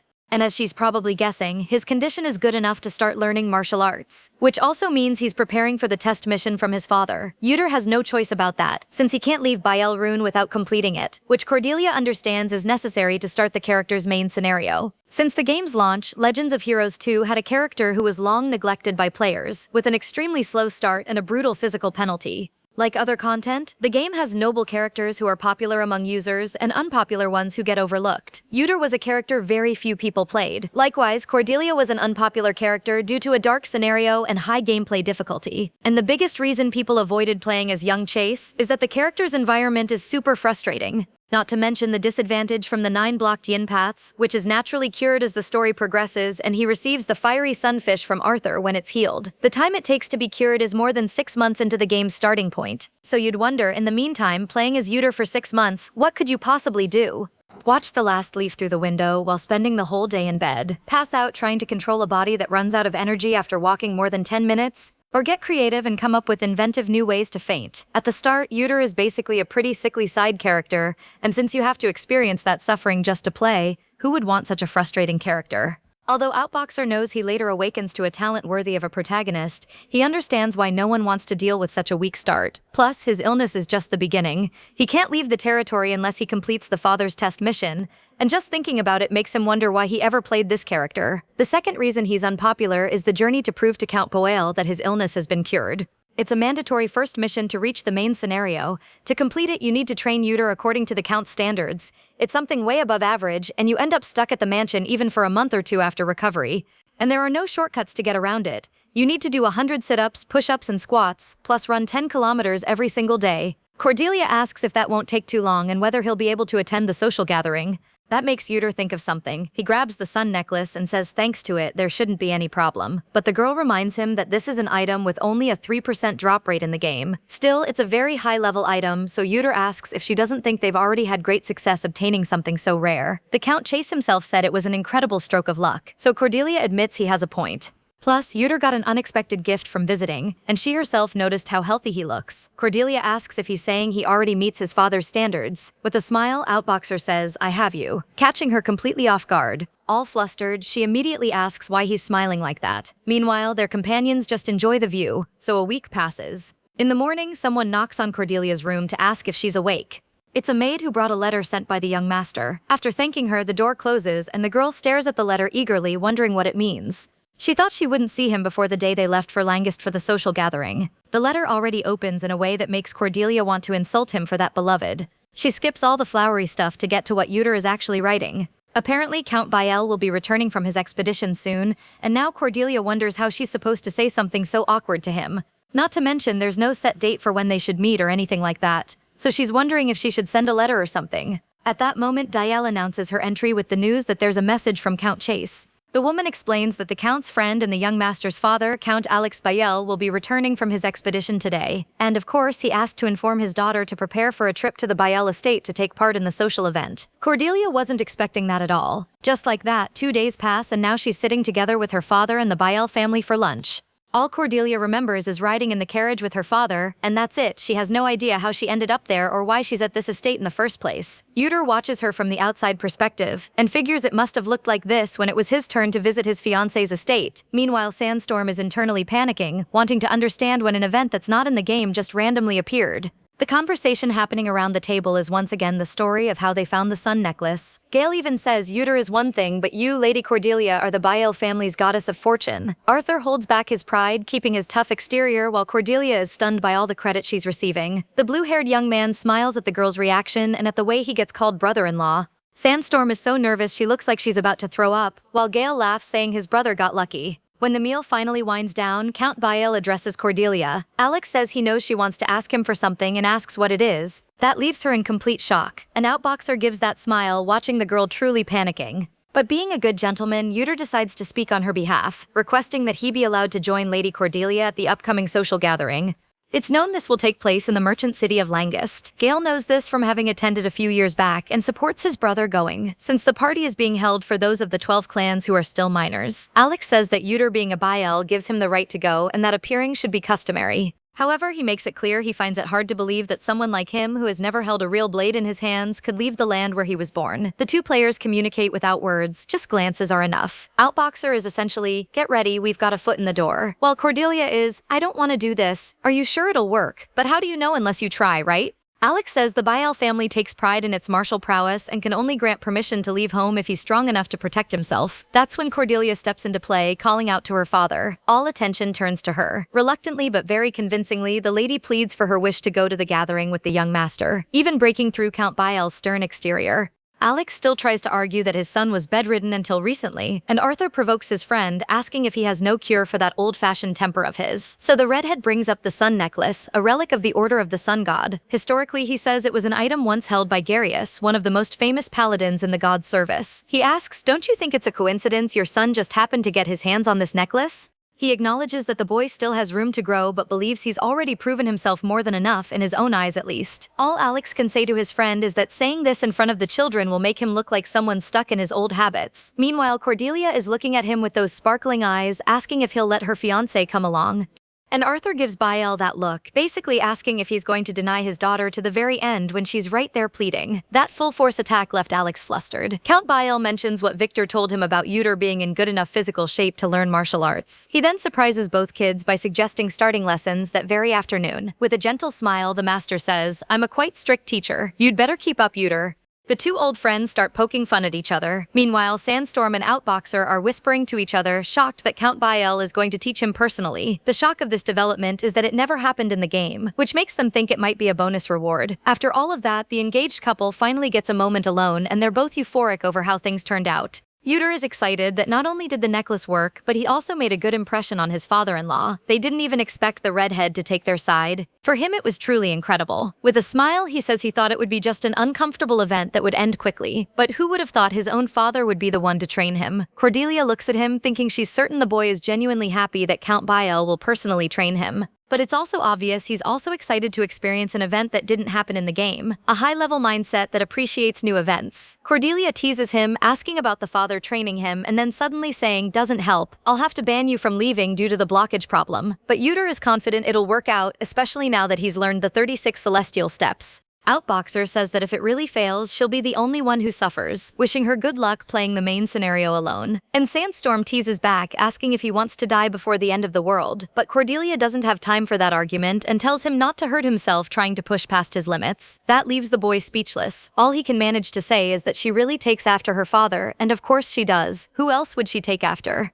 That's her comeback. Since they're talking about fathers, Sandstorm takes the opportunity to say how handsome Alex is, with lots of compliments, and that despite seeming serious, when he smiles he's very approachable. She's happy he's a good person. At that moment, they're interrupted by Dahlia calling. As they say goodbye, Cordelia tells him she'll bring all the items he said to prepare for the event and says not to worry. With that, the young master wishes her a safe trip back. Sandstorm runs toward her carriage, waving goodbye. Outboxer is left standing there. He thinks it's nothing important, but wonders if Yuter wasn't programmed to look exactly like his father. The boy is left speechless, with his faithful companion Maya beside him. Lamenting that he can't think too much about this, he makes Maya think he has a headache, but he denies it, saying he's fine. After that, 4 days pass, and they're at the Bayal estate. The two gaming addicts are exhausted because in the meantime they've been training hard at their respective homes over the past few days. Yuter asks how the training went and if she saw any results. With a smug smile, Cordelia says she'll show him out in the valley. At that moment, Arthur interrupts the lovebirds. Outboxer switches to gentleman mode, saying he's extremely grateful she came to Langus together with his fiancée, and Sandstorm forces herself to look enthusiastic. It doesn't take long for Delia to announce that preparations are done. Both fathers and Gale are there to wish the kids a good trip. And the kids, excited, say their goodbyes too, and so both of them departed on a new journey. Their companions are also getting along well with each other. Now that it's just the two of them, Yuter wants to confirm there'll be no hiccups, and immediately asks if she brought all the requested materials. Cordelia confirms, saying she hid everything in her bag and under her skirt this time, so there's nothing to worry about. She says, if you don't know, don't be like a newbie who doesn't return favors, and also hands over the magic medicine and the towel he asked her to bring. She already figures the boy plans to draw a magic circle on the bottom of the towel, and worried about the carriage rocking too much, she asks if he'll get carsick. Yuter says he'll draw it while resting, so it'll be fine, and asks her to stop worrying and get some rest too. Cordelia knows he's right. Her eyes are burning from reading magic books all night. So Outboxer wishes her a good dream, and says that if everything follows the game's storyline, they'll definitely be forced to take the longer detour. And so morning arrives. The first challenge they encounter is a blocked road. June, the escort knight, explains, while we were exploring ahead, the people coming back said the bridge up ahead collapsed, so the road is blocked. The only way is to take the longer detour. Knowing this, Maya gets worried about the young master, since it hasn't been long since he left his sickbed. Dahlia tries to reassure her, saying Cordelia has learned recovery magic, so everything will be fine.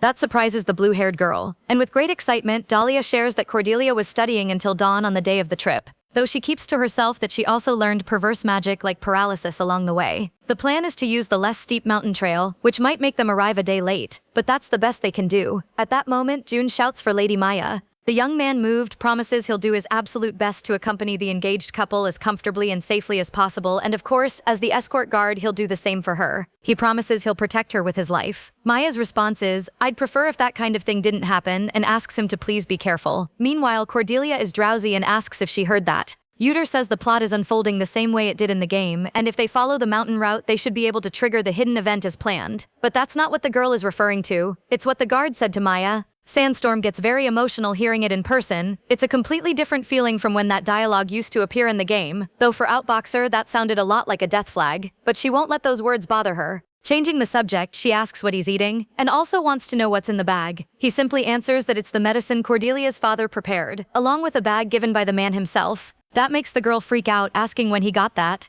And of course she wants a share, but Yuter refuses. Why should he? Cordelia throws a fit, saying her father gave it so he could buy her delicious food, and all she gets is him saying he'll calculate things fairly and buy her something. So night falls, and for everyone's safety they decide to set up camp. While the escort guard falls asleep, the two kids try to slip away unnoticed. It was close, and Cordelia was scared they'd be caught. Not wanting to push their luck, they quickly head to deal with this event, which should be around here.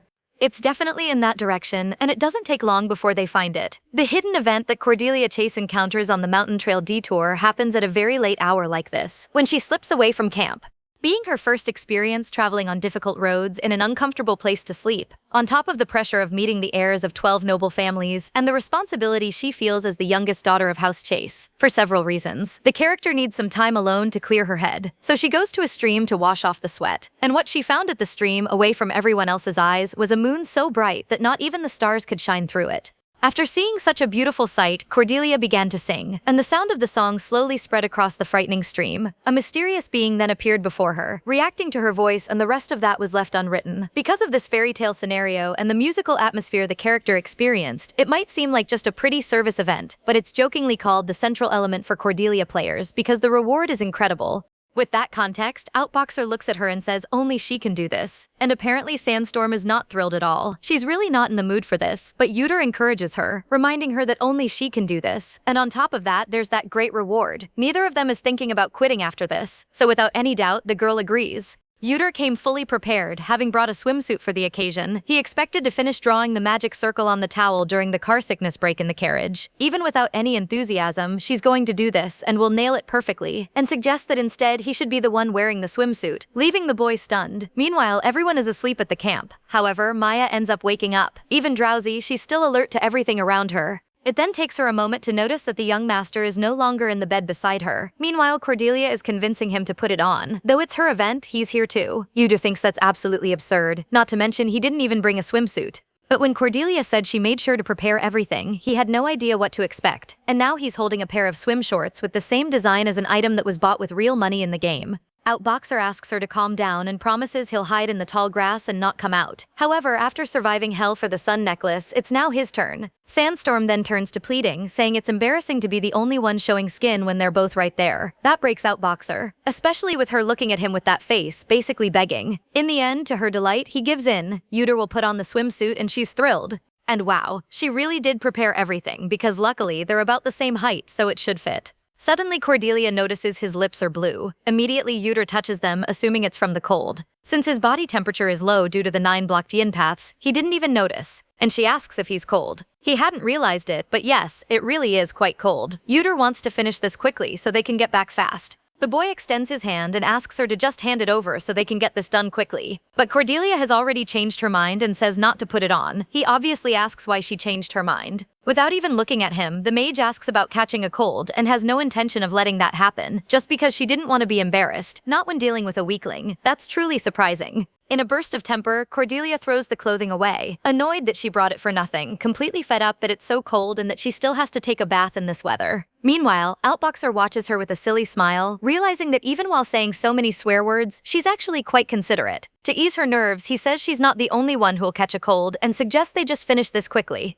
As promised, the young master gives her some privacy and after a while asks if she's ready. Cordelia immediately shouts for him to wait, and gives her usual basic threat of taking his life if he turns around, but soon she gives him the go-ahead to come out from behind the tree. Yuter is about to explain the plan but stops himself. He can't say anything coherent at the sight of Cordelia standing there in just that simple towel. It's like all the words he knows just disappeared. In his thoughts, he knew she was beautiful, but looking at her like this is completely different. Cordelia throws him that threatening look and asks what he's staring at. He denies it, though he thinks Sandstorm is beautiful, but her way of speaking. Back to the plan. The girl tells him she's going in the water and asks him to hide again. She gets Roger as a response, which irritates her. The water is freezing, and she thinks the character must have been completely crazy to bathe in this cold. And Outboxer is just hiding over there, hoping she hurries up and sings before they both get devoured by the cold. So Cordelia is ready for this. But she stops before taking the first step. After all, what song did the character sing at this event? It's in Cordelia's memory, so she should know it. She at least remembers the song was about stars. Sandstorm starts thinking hard about it.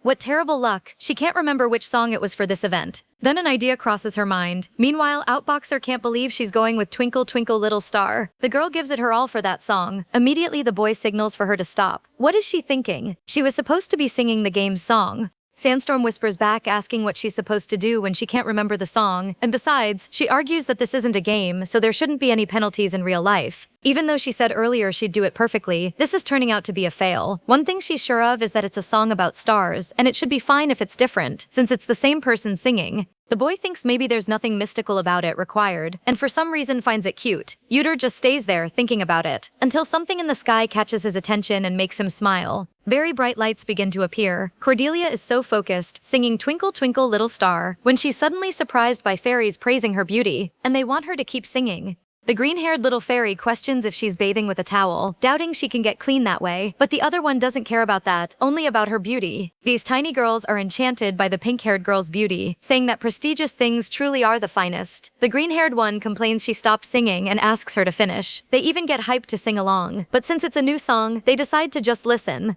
Meanwhile, Outboxer is just watching the scene, thinking that just like in the game, these fairies are self-interested. Apparently, Cordelia's appearance mattered more than the song itself, but what matters is that everything went as expected, and now all that's left is for that one figure to appear. If the enemy shows up in the same place as in the story, they'll have enough time to react, but the question is, did they always show up this late? Back to Cordelia. The fairies introduce themselves. The blonde one invites her to play, warning that the queen's nighttime events should be starting soon, and the other says she'll be happy since she also loves pretty girls. They keep talking about her beauty and wondering if it would be okay to bring a human child to the ball. That makes Cordelia think about how selfish and chaotic fairies are, but they're so cute. Sandstorm is about to give her answer about going with them, until suddenly Outboxer notices something, and immediately shouts for her to get out of the water. The little fairies are surprised by the boy, finding him handsome with his snow-white skin, but all Sandstorm can hear is him saying that the bicorn is appearing from a different place, now from underwater. Cordelia quickly turns around. Behind her appears a black horse with 2 horns and very fierce. Her eyes go wide with terror. The bicorn's terrifying eyes glow red.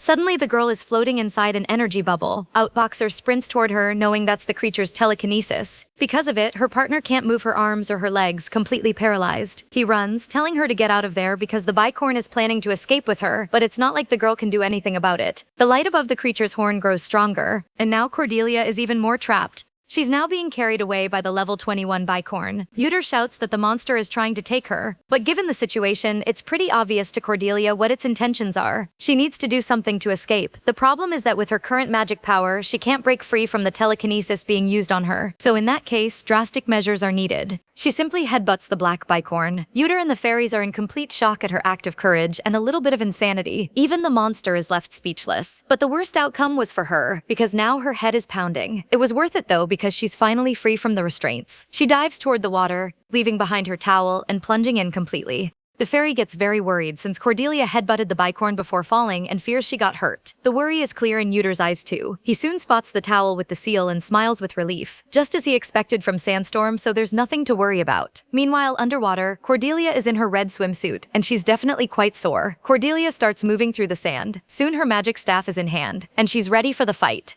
Her entrance is triumphant, starting with her hand bursting out of the surface. Uter smiles and says he knew he could count on her. It doesn't take long before magic missiles launch from the water, except they went toward the sealed towel. When they hit the fabric, it begins to emit a powerful light. The light is so intense that it makes the bicorn cry out. Even the little fairies suffer from it, having to shut their eyes. It's that overwhelming. But at least it's enough to bring the creature down. And so Cordelia resurfaces, coughing a little after almost drowning, then shouts for Outboxer. He pulls out the object he'd been keeping in his pocket. Using his new 36 Celestial Step skill, he sprints to reach the boss. The bicorn, recovering from that blinding light, widens its eyes at what's coming toward it. Its eyes slowly close at the image of the young master. He had maneuvered around the situation, leaping until he appeared above the beast. Just like that one time, Outboxer recites the prayer to the god Solari while holding his glowing necklace. Not having much time, he skips the rest of the prayer. Then a combined attack happens as Cordelia also launches her missiles. The bicorn cries out as it's hit. Uter lands brilliantly on the ground after completing his part, but his peace doesn't last long, because the bicorn is now furious. He dodges before getting struck by a blow. It happens because Outboxer hit the monster in the face on purpose. However, since it's a mid-level boss and given the difference in levels, the creature isn't going to go down that easily. Though he's grateful for that, because Sandstorm would have made a scene if he'd knocked the monster out by himself. Speaking of the girl, she's holding her magic staff and working on some kind of magic. Mixing the fire attribute into the missile is a bit tricky to use near water, but now in a dry area, a magic circle forms under her feet. From the tip of her staff, intense energy begins to emerge, quickly forming a fireball. Cordelia celebrates that it worked, and ready to test her new toy, she fires the fire missile. Heading straight at the distracted boss, the bicorn turns around just in time to see it coming at full force. Seeing the damage it caused, Uter jokes that part of the stream just evaporated from that, and the girl brags that it's exactly what you'd expect from her power. She says if this were the game, she'd have fired 80 missiles at once, but they still haven't seen a leveling effect kick in. Uter replies, not yet. His eyes are locked on the bicorn, now angrier than before, so they need to continue as planned. Normally in this event, you only need to drive the bicorn away. But they know the effects of those horns and they can't just let it pass. And Uter agrees, teasing her with a Roger. Recovered, the bicorn turns toward them. Even more furious after that attack, Uter says it seems very weakened and warns he'll go for the opening when he sees one. And Cordelia already hits him with that look and asks, who said you could take the last hit? And the boy says they're on the same side in this fight. But who cares, Cordelia has no intention of losing to him. With a provocative smile, she calls out to the bicorn, which accepts her challenge. The creature starts trotting toward her, coming at her with full fury. Cordelia shouts to Outboxer to make sure he times it right. Then she casts Dig and Bind, trapping the monster in magic chains. Sandstorm strains to keep the bicorn in place. It's frustrating, but she can't hold it for long, and as expected, the chains break soon after. Sandstorm ends up taking a hit too, sending her HP down, which makes her suspect she used too much magic in a row. She can barely stay on her feet. Apparently she's dizzy just from using too much magic. Even fallen to her knees, the girl is still challenging the boss. With a little grin, she says, "Guess where I hid my excavation pit?" But of course the bicorn isn't going to answer that. Actually, its answer is to rush at her even faster and more furiously. Cordelia holds her position while the boss charges at her. She knows enough basic magic knowledge to understand how to control the situation and transform the battlefield. The problem is that her head is pounding now that she's out of mana. There's no other way. In the end, she concedes the last hit to outboxer, and of course he was ready. Yuter still holds the glowing sun necklace in his hands. As he prepares for the final hit, he recalls the conversation he had with his father during training. Alex smiled, saying it's good to see the boy can move comfortably, exactly as Victor had told him. Yuter confirms with a smile, thinking that even though it was just training, his father used only the basic forms of the kingdom's sword style. The Count says his talent in martial arts can truly be called a gift from the heavens. But there's a problem. It's useless if the body can't keep up, and it will be affected by the weight of the sword. Alex surprises him by saying that before letting him leave, he'll give him 2 things. The first, for general use, he'll teach him the Thunder Pummel. Outboxer is impressed by the demonstration. The Duke named it that because it will strike the target 7 times like a single bolt of lightning. As for the second, it will be quite difficult for Yuter to execute, since his body can't properly handle ki. His father says that while preparing for it, he'll be completely defenseless, which ends up being a major disadvantage. But this will be a great power against an enemy that shows an opening. Alex points out that it will be the decisive strike. With that memory, Yuter closes his eyes and prepares. Meanwhile, the bicorn is threatening to destroy its target. It's ready to attack Cordelia, who is still on the ground. Yuter is no longer in his spot, and the girl is completely calm and smiling, pointing upward. Outboxer had leaped into the air, positioning himself above the bicorn. His hand is charged with a bright golden energy, and it's too late when the boss realizes it. This is the strongest technique he can use at the moment. Yuter hits it with the Thunder Pummel, so powerful it shakes everything around, sending water splashing onto Cordelia. And she complains a little about the mess. Yuter watches the bicorn standing there after taking the blow. It almost looks like all that effort did nothing, until the beast finally collapses into the water. Sandstorm immediately celebrates that they made it, and all that experience gained on top of it is even better. She turns around looking for Outboxer to celebrate, but her smile fades when she sees the boy floating in the water. She desperately runs toward him, imagining the worst has happened. She drags him out of the water, asking what happened. Quite weakly, Outboxer murmurs fragments like "sun necklace" toward my heart and that he can't even move a finger. This can only be a consequence of his blocked yin disease acting up again. Sandstorm tells him to hold on a little longer, so she can get him to shore. At that moment, the fairies appear, very impressed that they defeated the bicorn that had been bothering them for so long. Though they want to know who the boy is, the subject quickly shifts to the queen, whom they need to report to. Besides, the nighttime parade will be starting soon. The fairies say they were going to invite her anyway, but after what happened, she absolutely has to come with them. The blonde excitedly says, "Let's go see our queen together, children of humans." Yuter is dragged to a safe spot and leans against a tree. Cordelia comments that the boy warmed up thanks to the sun necklace, then jokes that since he got so soaked, it probably would have been better if he'd just worn the swimsuit. She continues, "Isn't this the perfect moment to show off my secret magic?" Yuter finally opens his eyes. Meanwhile, the girl is swinging her magic staff. A blue light then hits him. Now Outboxer feels his muscles relaxing and even his bones realigning. He's genuinely much better. So they should probably be able to move in about 3 minutes. Sandstorm reminds him the fairies are also waiting for him, so 3 minutes is the maximum he gets. So with a smile, the young master thanks his companion, leaving her completely flustered by that simple word. And of course she's already shouting, asking what he's doing to suddenly trigger her protective instincts, but she tries to change the subject and tells him to rest. Actually, the fairies are still there watching the engaged couple. They ask if she's okay, if she's rested enough, and of course they're worried she might have been hurt. But Cordelia assures them she just needs a little rest. Even though Yuter said he was fine, Cordelia comments how it seems like he used a bit too much inner ki against the bicorn, so she thinks it'll take a little while for his body to stabilize. The fairies are impressed by her words. Then they start whispering to each other. Even though he defeated the bicorn, the handsome boy is very fragile, and this news is thrilling for them. Finally, the little women introduce themselves. The green one is Adel, the yellow one is Amel, and Cordelia does the same for both of them. Adel simply calls her Ya Cordelia, accidentally creating their ship name, while Amel wants to understand why Cordelia was bathing in what looked like clothes. The girl explains that it's not regular clothes, it's a swimsuit she chose to wear, but remembering her actual clothes makes her completely spiral. She completely forgot about that and shouts for them. Then Yuter has to remind her that they're not in the game, so none of that stuff exists in their real life. Cordelia has to disappoint the fairies just a tiny bit, letting them know she needs to change before meeting the queen. A glowing portal appears in the water. Cordelia emerges fully dressed, standing beside Uter. Both of them are stunned. They're still in the forest, but it's clearly completely different now. Adele calls to them excitedly to continue down the path. They follow along, marveling at every corner of the place. Cordelia's eyes light up at what she sees. The scenery has changed completely. It's simply incredible. As she drifts along, Cordelia even comments that it's like the scenery changes with every few steps.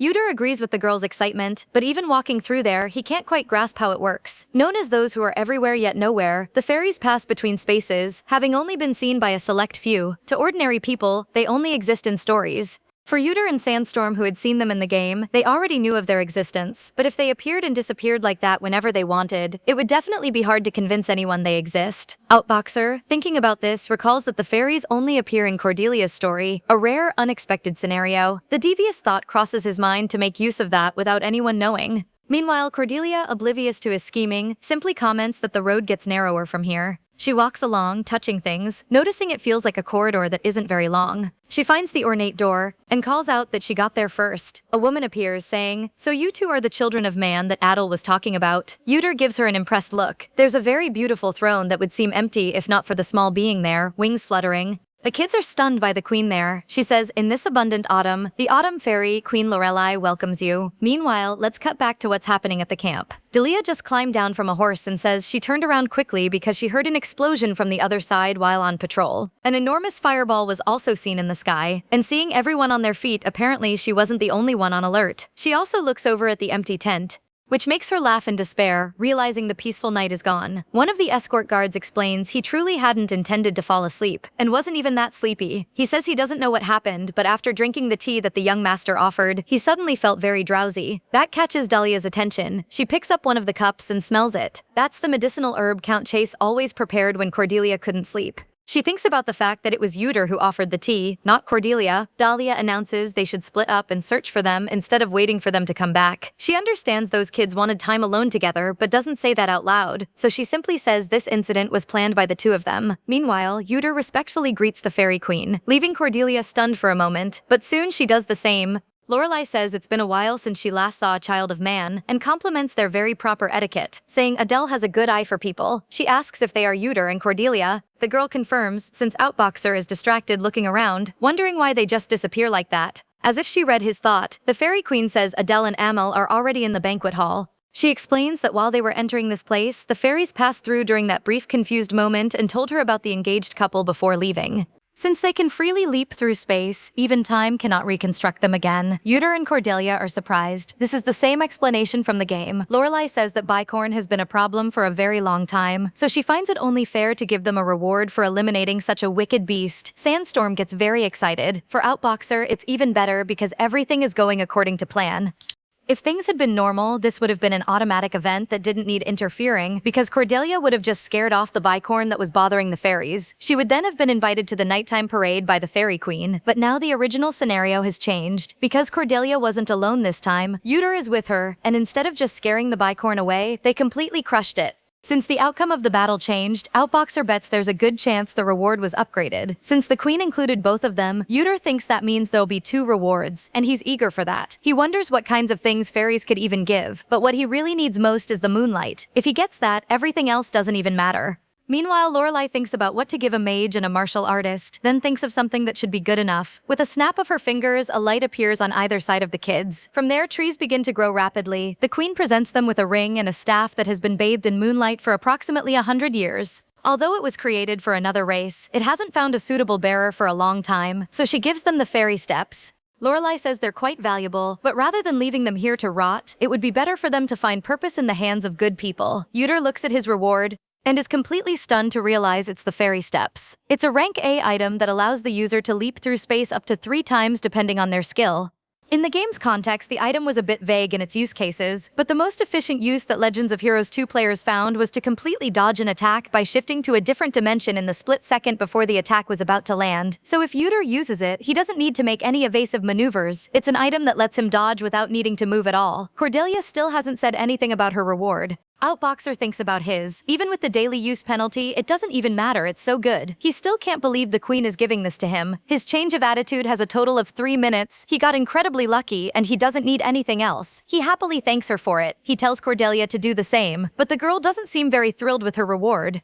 Outboxer tries to lift the mood, saying not to feel like that since they're on the same team and they came for the moonlight, but it's easy to say when his item is so much better since her staff is rank B. That's when Lorelai decides to explain why she distributed those rewards, and Cordelia interrupts, saying, "Is it because I'm a mage and he's a martial artist?" Which the queen confirms is not entirely wrong, so the kids are eager to hear more. And this is the queen's answer: "I like a handsome boy more than a pretty girl." That vortex of light appears in the water again. This time it spits the kids back out of that fairy tale world. Cordelia is completely exhausted from the experience. Those beings crowded around her non-stop to play, and she couldn't say no when they kept bugging her to sing as well. Uter is in the same state since time flows differently in the fairies' banquet hall, and they told them not to worry. But they had no idea they'd end up being stuck there for 12 straight hours. The girl also had to sing Twinkle Twinkle Little Star 40 times, whereas in the game you'd just get a narration saying time flew by. Doing that in real life was absolute torture. After that venting, the two hug each other in tears of relief that it's finally over.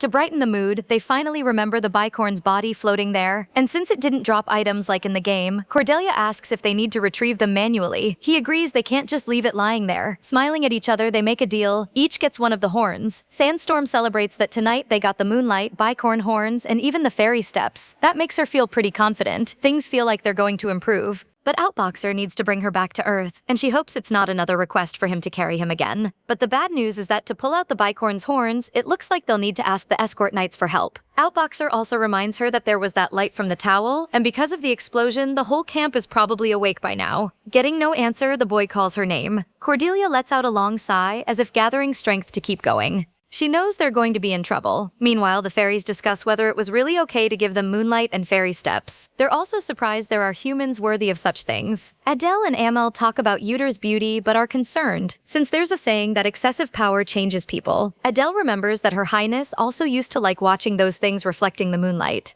Despite the silence, Lorelai thinks back to the moment she met those children, and a scene passed before her eyes. The thing she observed through the rift of time, she couldn't see the details with just her powers. But now she's certain, so she tells her fairies not to worry, because she knew as soon as she met them. She says the destiny of those children won't be lonely. They will become one with this world. The items they received, the ring helps one leap through space, and the sacred staff has the power to convert moonlight into magical power. But one thing those items won't spare them from is getting a very thorough scolding. Dahlia is firm while combing the lady's hair and asks if she fully understands what she did wrong. She wants her to really consider it, especially the fact that they had to take a detour from the planned route without even having finished identifying what might appear. And then they went off to the stream alone without any escort. What if something had happened? Cordelia tries to apologize, but Dahlia cuts her off and says seriously that there are 3 days left before they arrive in Langest, and as her knight, she cannot allow either of them to be exposed to danger again. So until then, they're also banned from leaving the carriage. The girl tries to protest, but with a smile that could be a little frightening, the knight says, "Even if it's a bit restrictive, you understand, right?" And she also teases, saying that now that they're stuck in the carriage, they'll finally have all the alone time together they wanted. After that scolding, she gets in the carriage where Uter is already waiting. Noticing her presence, the boy wakes up. Cordelia is there looking worried, knowing he ended up catching a cold. Uter is a little groggy and says other than that he's fine, then changes the subject and asks if Delia gave her a hard time. She says she got quite a lot of scolding and was banned from leaving the carriage for a while. For Outboxer, at least there'll be no more reason to get off while they settle in at Langest, and honestly, he thinks that's better. Seeing his condition, it makes sense why he'd think that. Sandstorm agrees, but by her gloomy expression, you can tell she really did get a serious scolding. To try and lighten the mood, Uter says Dahlia probably didn't scold her so harshly out of anger, but because she was worried. But with a sad face, Cordelia considers the possibility that her knight might hate her now. The boy knows that's impossible. He then comes up with the idea that for now, since they did something wrong, they should quietly show they're reflecting on it, and once they properly apologize afterward, Dahlia will definitely accept it. And he assures her that the woman is like an older sister to her, but until then she needs to brace herself for another scolding, and there's no way around it. Cordelia has no choice but to accept. And besides, she won't go through it alone because her fiancé will be getting the same scolding. Outboxer promises that if she gets scared, she can call him and he'll apologize alongside her. But Sandstorm refuses that help. He's weak and has a cold, so he should just focus on recovering. Cordelia closes off that sad topic and asks him to lie down so she can wipe the sweat off him, but he's more worried about a noble lady sitting on the floor. He ends up obeying though, since he doesn't have the energy to even argue. Cordelia doesn't mind, remembering how back on Earth she used to watch TV sitting on the floor even with a sofa nearby. After wringing out the cloth, the girl runs it across his face and neck, wiping away the sweat. To break the mood, she jokes, "Is the water to your liking, dear customer?" For him, it's paradise. A dumb joke she'd make at a salon. Slowly, his tired eyes start to close, and Sandstorm asks him to get some sleep and assures she'll keep looking after him. Since it'll take 3 days to reach the event location, she'd prefer to talk about the demonic hand afterward. There'll be time for that. By this point, Yuter is already losing consciousness and his rational thinking, and as he fades away, the name Cordelia escapes his lips. She turns to look at him, and the boy is there with a small smile saying thank you. That makes her face burn up as if she has a fever too. She also thinks she should be the one saying that, but instead she just flings the towel at his face and tells him to get well soon. And so the caravan continues toward the social gathering. They travel through morning and night until the 3 days pass, but there's something wild in Sandstorm's hands. She asks if he was some kind of con man in real life or something. Fully recovered, Yuter asks how it looks and whether she thinks it'll mess up their plans. But that's exactly why the pink-haired girl is calling him a con man, because it's too perfect and that makes him gloat. Cordelia is stunned that he takes after his father so completely. They're interrupted when someone taps on the window. It's that night, June. A signal to look ahead, and the female protagonist is already doing that. They've finally arrived in Langest. Cordelia looks excitedly out the window and can already see the knight statue from there. She's blown away by how massive it is. It looks more majestic than it did in the game. At the same time, both gaming addicts say simultaneously, "But now that I see it, I think I can hear the background music." They look at each other and start singing without a care in the world. It's fun, and it makes them laugh and forget the weight of saving the world, proving with that song that they were complete no-lifers. The merchant city of Langest is centered around Earl Hriesvilger, but in reality is governed together by the 12 northern clans. It's located in the northern territories of the Kingdom of Silruni, not belonging to any single family's territory. It's also the city of beginnings, where Yuter and Cordelia's main scenario kicks off. Finally out of the carriage, they get a better look at the place. Outboxer is caught off guard. In the original game, Cordelia stayed at a normal inn, but now there's simply this luxurious villa he has no idea about. It's Maya who clears up his confusion, explaining that Count Chase rented the villa so the two could be comfortable during the social gathering. He also left instructions for the engaged couple's rooms to be on separate floors, first and second. There's no denying his father-in-law is generous. One particular scene catches Yuter's eye. The Chase girls are there with the younger one bowing respectfully, but soon Delia opens her arms, and without any doubt, Cordelia runs into them for a tight hug. Apparently the two have finally made up. Outboxer turns to his companion and says he wants to head out for a bit, leaving his bags with her. Cutting off Jun's flirting, he orders all the knights to follow him. June is pretty disappointed to not get time with Maya but has to follow orders. With the exception of Dahlia, Yuter also asks all of Count Chase's knights to follow him as well, which leaves them a little suspicious. Yuter tells them his father said that after arriving safely in Langest and before the social gathering starts, he would need to borrow the knights' help for a few things. In reality, this is a complete and obvious lie. Meanwhile, the girls are taking a walk through the commercial city, and as expected, it's packed with people. They're looking for a magic shop, and being a good observer, it's Cordelia who points out they should turn at the alley, which impresses Dahlia since she found it so fast. Her excuse is that she studied the map very hard.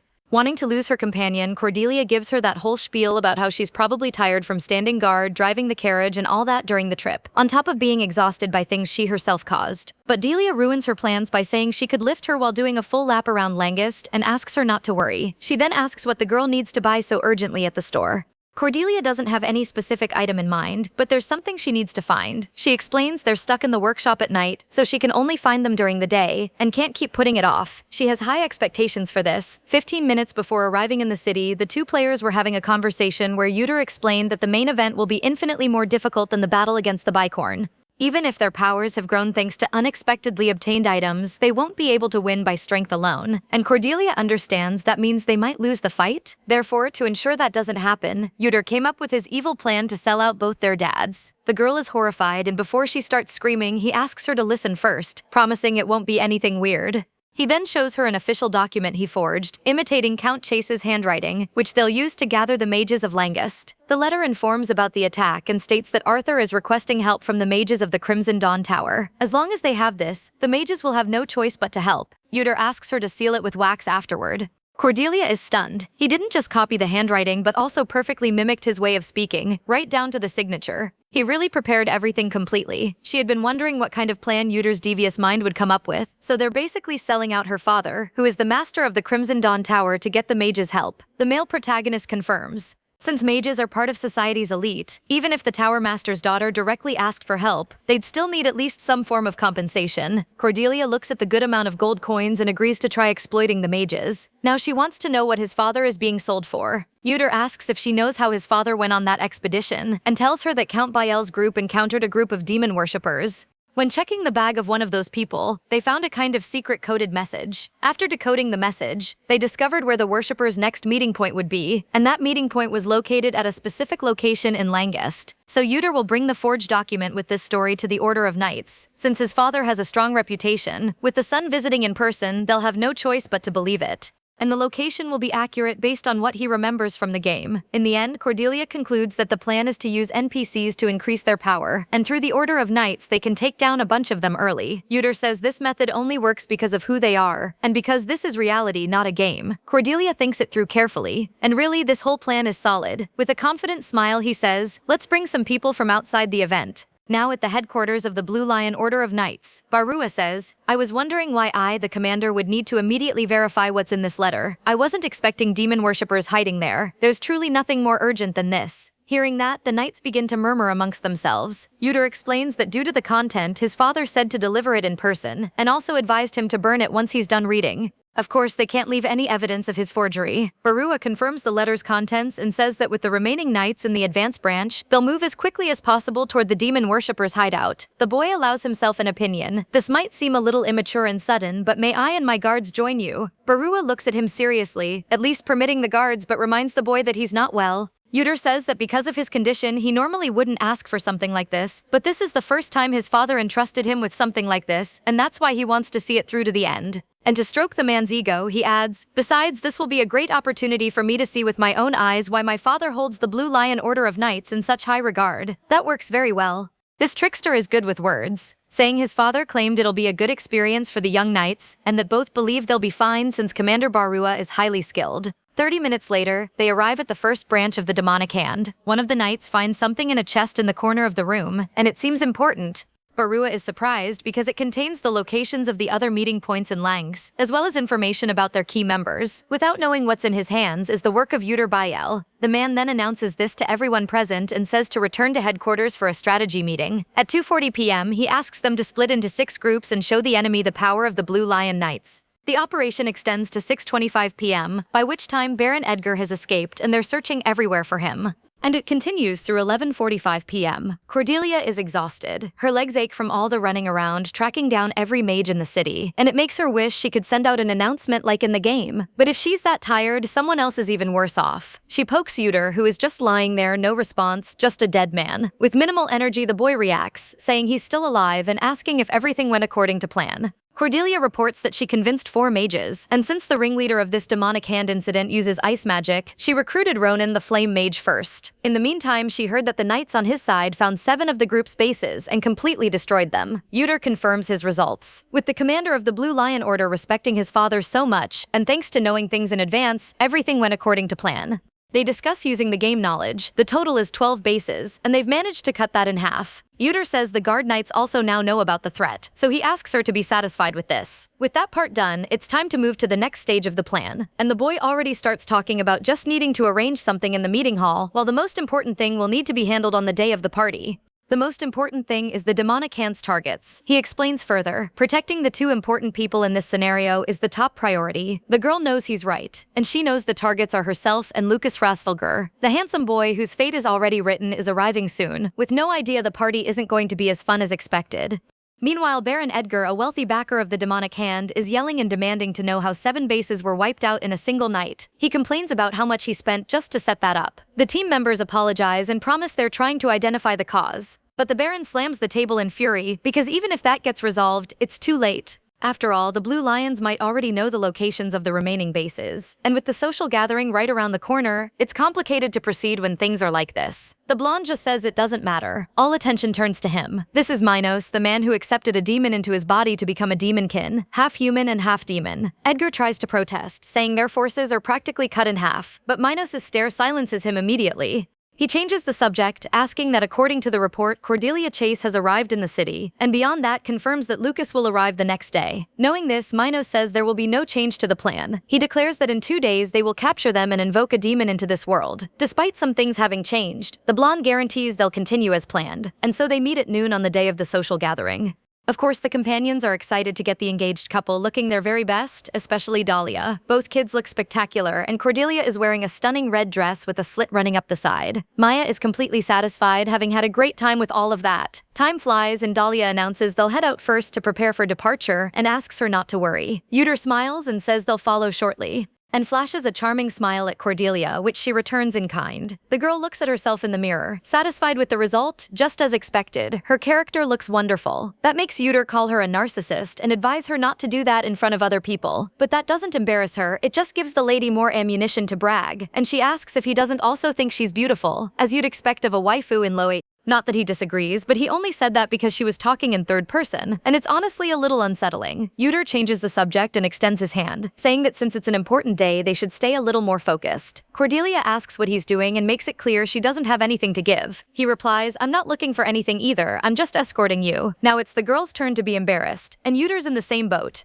With Dahlia and Maya waiting in the carriage, he asks her to wait a moment. About the social event, it's easy to think it's something small given the name, but it's enormous and focuses on the children of the 12 northern clans. Many people attend, whether they hold power in Langist, are famous in high society, or simply want to form connections with the clans. So depending on whether you're invited or not, your standing in high society can change entirely. That's how the assembly has influence, and it also shows just how important it is. Already at the event hall, Yuter asks if she remembers the plan. They need to protect Lucas from the demonic hand, and no matter how strong they are, with only half their forces remaining, it'll be impossible for them to cause widespread destruction. While they talk through the plan, gossip spreads wildly in the hall. Guests surprised and whispering about the youngest son of Count Bayel's presence. Along with talk of his illness, they also comment on how much more attractive both of them are than the rumors suggested. With so many eyes on them, it's hard to focus on just the plan. It's making them both quite uncomfortable. At that moment, someone calls out his name. A pretty girl with bluish hair swept back to silver is pleased by his presence. This is Sylvia, daughter of House Crosbell, who possesses an incredible talent. Her companion is Viola, the youngest daughter of Viscount Longi, who has anthropophobia. Cordelia happily responds to the girls and even pulls Viola, who is hiding behind the taller girl. Sylvia says she's happy to see her friend healthy and glances at the boy beside her, implying that's not quite the case for him.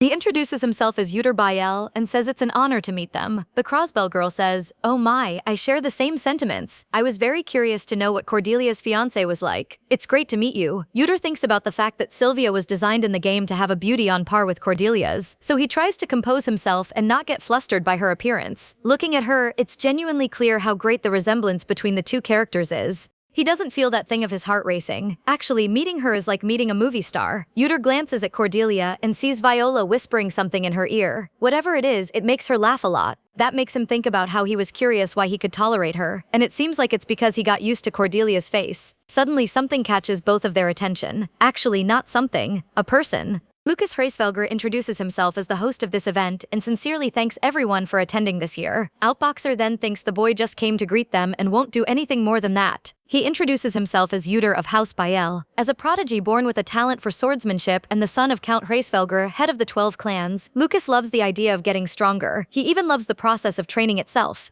That's why when the blonde approaches someone, depending on whether they're strong or not, his level of interest in them changes, which is a bad habit, and there's a level of extreme disappointment. If Lucas's personality is the same as in the game, Yuter, famous for being unable to learn martial arts due to his illness, would just be someone Lucas needs to be respectful toward and nothing more. But this isn't the same as the game. There's an undeniable characteristic shared among Yuter Bayel, Cordelia Chase, and Lucas Hraesvelger. They were all playable characters in Legends of Heroes 2, and among them, only 2 have been confirmed to have memories of their past lives. That makes Outboxer wonder what the case is with Lucas, who is also a playable character. For example, was it a reincarnation of the player who ranked 3rd on the server? He intends to find out before the demonic hand attacks the social gathering. Meanwhile, while Yuter is lost in thought, Lucas finds the long handshake to be a little much. Outboxer needs to do this quickly and directly, so he leans in and says, "Hey, you two?" Lucas is even more confused by his behavior, and he has to admit that was an inappropriate thing to say, so he redirects the conversation, mentioning he's not completely recovered yet and apologizes for showing such an embarrassing state. But Lucas is understanding and says he prays for his recovery.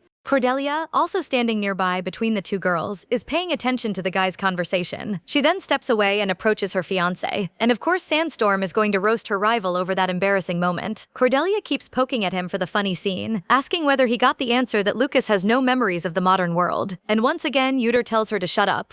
But he knows she's right. Technically, it was a success, though he doesn't know if that's good or bad. Just like when he first reunited with Sandstorm in the Pleiades, he didn't feel anything special, and judging by Lucas's reaction, he definitely found that strange. At least with that he can confirm the blonde has no memories of the third ranker. If a character like Lucas had memories of playing Legends of Heroes 2, it would have been a huge help in dealing with the demonic hand event coming up soon, so that's a shame. There's no guarantee they'd be like him and Cordelia, nor any certainty they'd be willing to work together. In this situation where they've altered the beginning of the main story's progression this much, it might actually be lucky that no other changes have surfaced. Cordelia comments that she'd almost forgotten Lucas is also a playable character, and laments it because for her it would have been so much better if the rank 3 player had reincarnated as Lucas. Yuder wants to know why, and gets the answer. What do you mean why? I just don't like him very much. For Sandstorm, it should have been obvious. Her favorite character is Cordelia, and since she wanted to complete every character playthrough, she unfortunately had to play as the blonde. After seeing his story, she truly didn't enjoy playing as Lucas, because in his scenario, it's Cordelia who gets abducted by the demonic hand. The character then shows up later as a demon enemy. After hearing that, Yuder says it's a fate that can't be avoided, since Lucas is the main character of that story. If you play as Cordelia, he's the one who gets kidnapped and becomes a demonkin. After all, depending on who you play, who gets taken changes.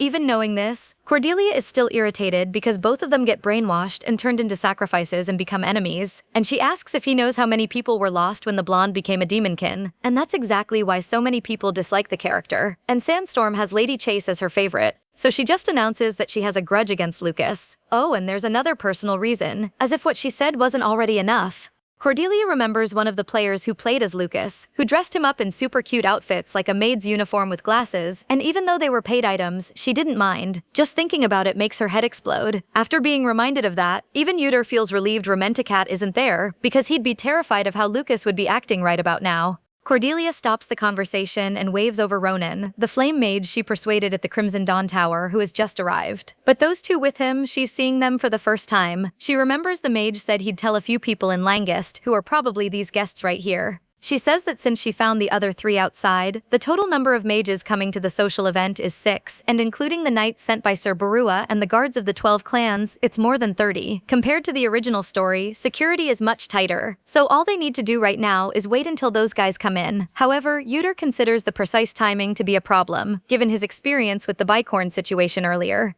So there's no guarantee the attack will happen at the same place and time. He advises staying on guard while greeting other people and staying close to Lucas. Reluctantly, Cordelia says she has to finally deal with that guy who's causing trouble for Sylvia. Now paying closer attention, Yuder was wondering who was putting that blank expression on Sylvia's face, and it makes sense when he realizes it's Felix from the Marquisate of Duran, who is the eldest son among the children of the 12 clans who attended. And Sandstorm is determined she's going to beat this punk. That makes Yuder tease her not to start a fight right there, but whatever she's planning, she's already gone. As soon as the pink-haired girl walks off, Yuder lets out a sigh with the weight of this mission on his shoulders. Besides Lucas and Cordelia, the others won't impact the event much, regardless of whether they live or get taken out in the attack. But since that's the case, they should save everyone. His gaze goes to those 3, and it's very clear how Cordelia can't control her expression while standing next to Felix. That makes him think she's just that transparent, and that he likes the bored expression on her in the game much better. That expression is the one of sadness. These 2 absolutely don't suit her. As time goes on, the event stays lively. With the music changing, Yuder thinks it must be time for dancing.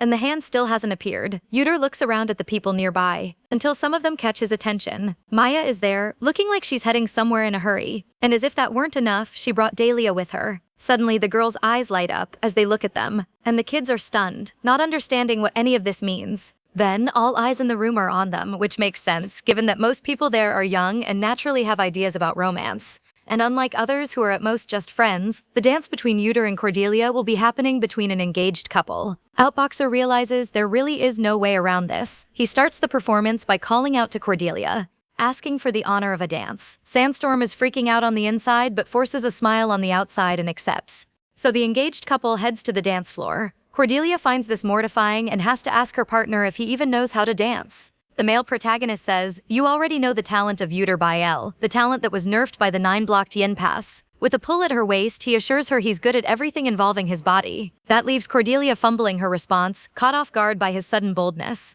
She tries to hold up a conversation, but all she can think is whether Yuder's shoulders have always been this broad, and his height seems different too. It seems they have a lot to talk about, but the engaged couple's dance is cut short by a powerful explosion. Yuder uses his body to shield Cordelia. After that, the criminals use the explosion as their dramatic entrance. Cordelia spots someone and asks Yuter to look. That blonde demonkin is walking toward where Lucas and Sylvia are standing, ready to grab his target. The blonde quickly draws his 2 daggers and uses his body as a shield. Lucas tells Sylvia that right now he's not adequately armed, so completely defeating the enemy will be impossible. So while blocking with everything he has, he asks her to find an opening and run. Sylvia is scared and wants to know what the blonde plans to do. Meanwhile, the enemy keeps advancing toward them. Minos extends his hand and a magic circle begins forming around his index finger. Sensing the danger, Lucas's only intention is to protect that girl. The circle is formed and ready to attack them. But before that, Ronan launches the savage flames of Lodos and fires to burn his enemy. Minos is fighting off this jet of fire. As a result, Lucas's daggers fall to the ground, and the host uses his body to shield both himself and Lady Sylvia. Someone grabs his arm and they see Cordelia there, ready to guide them toward the exit. She gives that same warning to the blonde. But Lucas thinks it's crazy to just run away, leaving an enemy behind. He's also a knight, and surely that would be dishonorable. That makes Cordelia explode in frustration. What does he think he's going to do without even a proper weapon? She asks if he's ever fought a mage before, and whether he's sure he can take on those flames. She asks him to think and decide correctly, and reminds him to recall what that man said his name was when he appeared. That stuns him. He immediately remembers that Minos was there to capture him. That makes him clench his fists in anger, but also gives him reason to run. So the two follow the engaged couple. While running, someone calls for Yuter. Maya is there in the middle of that chaos. Without noticing, one of the demonic hand is coming from behind. Yuter's eyes go wide as he desperately screams for his companion. It seems too late for the girl. Maya closes her eyes, bracing for the worst. At that moment, her savior arrives, throwing herself in front of her. Dahlia easily destroys the enemy, sending the foul fluid splattering, and then the lifeless body crumples to the floor. Dahlia shouts to Yuter that they'll follow soon and asks him to escape with Cordelia. The young master just says understood. They run as chaos spreads through the grand banquet hall. You can clearly tell that the demonic hand's combat strength has been significantly weakened. Had it gone as originally planned, Minos would have appeared last as the boss of this ambush event. But since he appeared at the beginning, that's proof the battle is in their favor. The young ones are already close to the exit without a single scratch, earning a worried look from the enemy as he realizes his plan is about to fail. The villain can't stand the fact that they've slipped through his grasp with Lucas and Cordelia both right there. But slowly, he decides to follow them once they finish their preparations. Cordelia leads the escape, telling them to follow toward those stairs. She moves something that surprises the other two. It's Sylvia, who asks why there's a door inside the wall. Cordelia explains that Yuter found this hidden room. The mage uses an orb of light to guide them inside. Once they enter, they notice how many weapons are stored there. It's Sylvia's first time seeing a magic circle and a staff, so she's very impressed. She wants to understand all of it, but Cordelia says they're in a hurry and will explain later. After opening a trapdoor, the mage asks her friend to get in and stay there for a while, saying she won't be a primary target, so she'll be fine just hiding. But Sylvia wants to know something before that. The lady asks if she's really telling her to stay in that dark place alone. Cordelia tries to reassure her, promising she'll open it when everything is over. She practically shoves her friend in and closes the trapdoor door. With Sylvia protected, it's time for the next step. Before she can say anything, Lucas takes the initiative, grabbing a sword and announcing he'll go back to the banquet hall. He says he found a useful weapon, and as a knight, he has no desire to hide in a secret room like this. The blonde says that if he's the target, the three of them will be safer if they're separated from him. He'll join the knights. Yuter is standing there with that smile. Cordelia simply casts silence. It's a magic that removes the sounds emitted by the target's mouth for a period of time. Lucas struggles to speak, but Cordelia teases, saying that instead of hurting her ears with his yelling, she simply casts silence because it'll be better for her hearing. And now there's no way for the blonde to protest. She points at his face and says she's being very kind by explaining all of this, and that he should pretty much thank her, because if she'd used paralysis, he wouldn't even be standing right now. The girl also says, "Do you think we ran all the way here just to hide and tremble out of fear? This is an emergency. Our lives are in danger right now." Cordelia starts dumping information. If they win here, they'll get a notification saying they're the servers first, and multiple articles will be written about them on the forums. Yuter asks her to calm down and more seriously reveals that the blonde who came to capture him is someone who accepted a demon into his body. That makes Lucas look at him seriously. The young master continues, explaining that Cordelia is also part of the objective, and if he manages to defeat the mage blocking their path, he'll definitely track them down. So they need to prepare for that. Meanwhile, a powerful battle is happening in that hall. Minos seems to be dominating the fight he's having with the mage. He removes the shattered mask from his face, throwing it to the ground and stomping on it. The demonkin then walks toward his objective and says, "There's no use hiding, but you're being unnecessarily quick." The great door protecting them is being frozen over. This cold air that feels like it's locking his body in place makes him recall the demonkin's story, and now Lucas knows the dark-haired man wasn't bluffing. Yuter calls his attention. Without many words, he simply says 3 minutes. He says that as long as they can hold this guy for that long, they can win. The door finally gives way, breaking open. With a powerful ice blast, Minos shatters everything. The blonde looks at everything inside and quickly notices some golden glowing things approaching. That causes an explosion. Even though it's just 1-star level, Yuder threw many counter-attribute magic circles. But apparently that didn't work. Minos simply froze everything. That makes Outboxer understand that he can't deal any damage using low-level magic spells against him. But he planned for Minos to enter the room. After that entire power display, the demonkin walks toward them, seeing his 2 targets right there. Cordelia supports herself on her new staff while removing those oversized gloves. The villain smiles maliciously and says a sacrifice of this caliber can invoke a demon of higher classification than expected. The players also smile because that demonkin is truly walking into the room. Yuder shouts at her, but she doesn't even need to be told. With a dagger, Cordelia cuts her hand, letting a drop of her fluid fall and activating the Velastin magic circle, trapping the half-demon, half-human inside. Minos is caught by the blazing magic chains. Clearly, the villain is stunned. He didn't see this coming. Cordelia taunts him, saying this is the binding method that not even Lacegang could do anything against, and that he can fight all he wants because the stronger the demon's power, the stronger the magic circle becomes. After all, this is the circle of Velastin. That leaves Minos completely furious, saying this nonsense cheap trick won't work. Lucas tries to say something, but that magic still won't let him. And Cordelia thinks inwardly that the demon is acting like it's nothing, but it's obvious he's having a very hard time staying upright. The only thing maintaining the Velastin circle is her magical power. And since she can't just chug potions like in the game, she can only hold out for a few dozen seconds. It's a short window, but it'll have to be enough. Yuder enters with the 36 celestial steps. Minos is waiting for the attack, preparing to create a circle with his demon hand. And so good and evil are about to clash. However, at that moment, Yuder feels the icy energy freezing his body, and the yin energy devouring his soul. He knows that even if someone can resist extreme cold, they'd still freeze from the yin energy. But as luck would have it, everything is in his favor, because he's very familiar with that. That's exactly why the demonkin is stunned when that kid doesn't stop. On top of that, Yuder is also familiar with yang energy and provokes, saying he doesn't know if the villain is too. The young master grips the Solari necklace as it glows in his hand, attacking Minos with the thunder pummel. Even Lucas is impressed by this incredible sequence of attacks, especially having heard that the boy couldn't learn martial arts because of his illness. But the young master's abilities are extraordinary. Yuder looks at the monster after the attack. The Velastin circle should have weakened him, and he should still be recovering from the fight with Ronin. So this question still remains: why is Minos still standing? Yuder understands. He didn't just receive a boost to physical strength, but his body's endurance also surpassed human limits. The player can't back down here. If they win, it'll be a first on the server. Outboxer attacks this half-demon, who seems resilient even after all the combined effort. Minos grabs his hand, specifically the one with the magic circle mark on it. At that moment, Cordelia screams for Lucas, for the blonde to also do his part in that battle. He then runs toward Minos, landing the first sword strike and cutting into Minos. The blonde gets furious. Yuder watches the battle and notices the blade has a white glow. This is the ancient sword ability, said to be transmitted only to direct descendants of the Herzvalger County, inspired by the sacred King Graham's sword, which brought down 5 great demons. The sacred light powered with the ability to overcome those beings. Lucas invokes the Holy King's Cross first form. Minos, seeing this, gets furious and tries to protect himself from what's coming. Still silenced, the blonde charges at the villain, and so the battle between them begins. Meanwhile, Cordelia isn't looking too good and is quite disoriented, unsure even of who's fighting Minos at this point. Her head is throbbing and her vision is blurred. She feels like she's being hammered because the mana consumption is greater than expected. It doesn't take long for Yuder to notice her delicate state.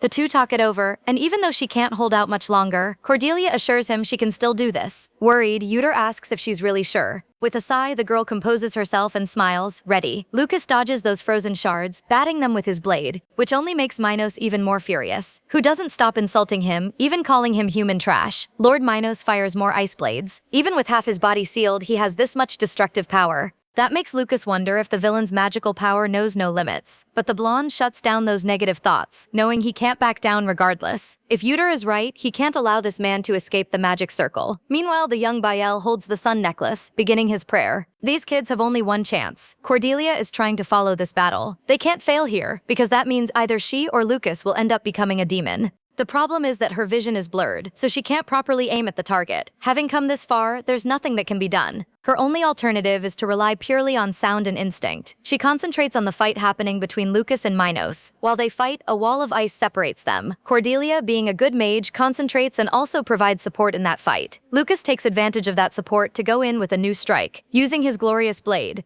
Cordelia then finally finds a worthwhile opening for a new move. At that moment, the seal breaks, leaving Minos confused. This time, the mage recites the prayer, shouting, "Awaken from your deep slumber, and let your light shine here." Then the moonlit staff begins to emit a powerful light. This nearly blinds the demon, who uses his hand to shield his eyes. He thinks it's just another trick, but then he realizes Cordelia isn't alone in this, because Uter joins in with his necklace. That makes Minos ask what combining those two could possibly do. Instantly, his answer arrives as his hand is scorched by the divine light. Uter makes it clear there's no point trying to block it, because this is the result of combining the moon's magical power that has been accumulating for over 100 years, and the sacred artifact powered by the divine power of the god Solari. And the kid asks, "We were using a normal sword until now, so I guess this would be a lightsaber?" Out of patience with all that, the villain says that makes no sense, but he understands that light is dangerous, so he needs to get out of this closed room and go somewhere the light can be diffused. So he turns to run. Noticing this, Uter asks where he thinks he's going. He shouts, "Greece." As a consequence, the demon slips and falls to the ground.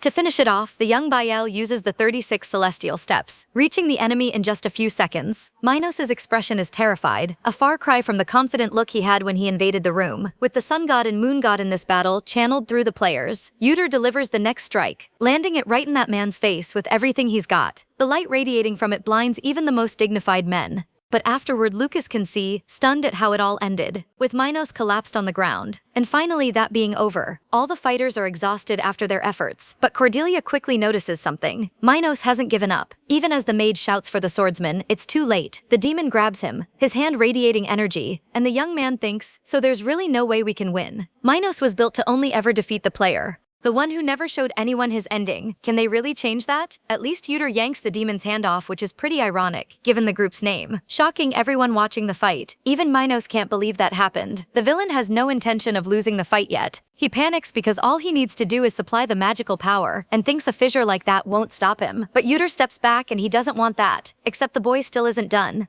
and practically shoves the divine necklace right in his face. Lucas looks at the result of that, watching the demon fall. Completely exhausted, Uter stands up, satisfied that it's finally over. But the beginning of a dream became a nightmare. Cordelia is collapsed on the ground. That sight freezes him from the inside. He tries to reach her, but nothing seems to work. His eyes are fading out too. It's Lucas who catches her before she hits the ground. The boy passes out and a message appears. He has obtained the title, "One Who Makes the Impossible Possible," and all stats will increase by 5. Uter wakes up calling Cordelia's name. He's no longer in a battle, and his companion is asleep in the chair. He realizes he's still in Langust. Maya wakes up at his shout, her eyes full of tears, relieved her boy has finally woken up. His maid is visibly relieved and asks how his body feels, knowing it's a little numb. Uter asks if she got hurt, but finds out that Dahlia kept her safe. The young master looks at her tired face and asks if she didn't sleep, getting the answer that it's her job as his nurse, and she's just relieved he's okay. As for the others, Lucas was sent to a hospital, while Cordelia, who was also unconscious, was sent to her villa after receiving first aid. Maya says the doctors reported she overexerted herself, so both of them need to fully recover. The maid says there were many other injured people as well, but those who ambushed the social gathering have mostly been held accountable, and the knights and mages are handling the situation. Uter thinks that's good, even if he's not showing much enthusiasm. Maya touches his hand with those bright eyes and calls his name. She tells him that Cordelia is still lying down, but that she regained consciousness a little while ago. So she asks if he's feeling okay, if maybe he'd like to go see her. That catches the boy off guard, but there's no way he can say no. Even if it's feeding into his companion's delusions, he genuinely needs to check personally that Cordelia is alright. So he asks her to take him to his fiancée. As they head toward the meeting, Uter has that feeling like he's forgetting something. And that's a wrap on chapter 33, guys. This manhwa is so good, because these two are absolutely feral gaming addicts who will fight a sealed ancient demon for loot drops, but the moment they're just standing close to each other, suddenly nobody knows what to say. Uter spending an entire chapter pretending he's not noticing how pretty Cordelia is. Peak behavior. Cordelia throwing a towel at his face instead of saying thank you, I was worried about you. Iconic. These two are going to hold hands in chapter 200 and it'll feel like a wedding. The story is called Ending Maker, and if the title doesn't already tell you these two are about to rewrite fate itself while bickering the entire time, I don't know what will. If you're enjoying the series, hit that like button, drop a comment telling me your favorite moment so far, and subscribe so you don't miss the next chapters. Every like actually helps more people find this story, so it genuinely means a lot. Kisses, and see you next time.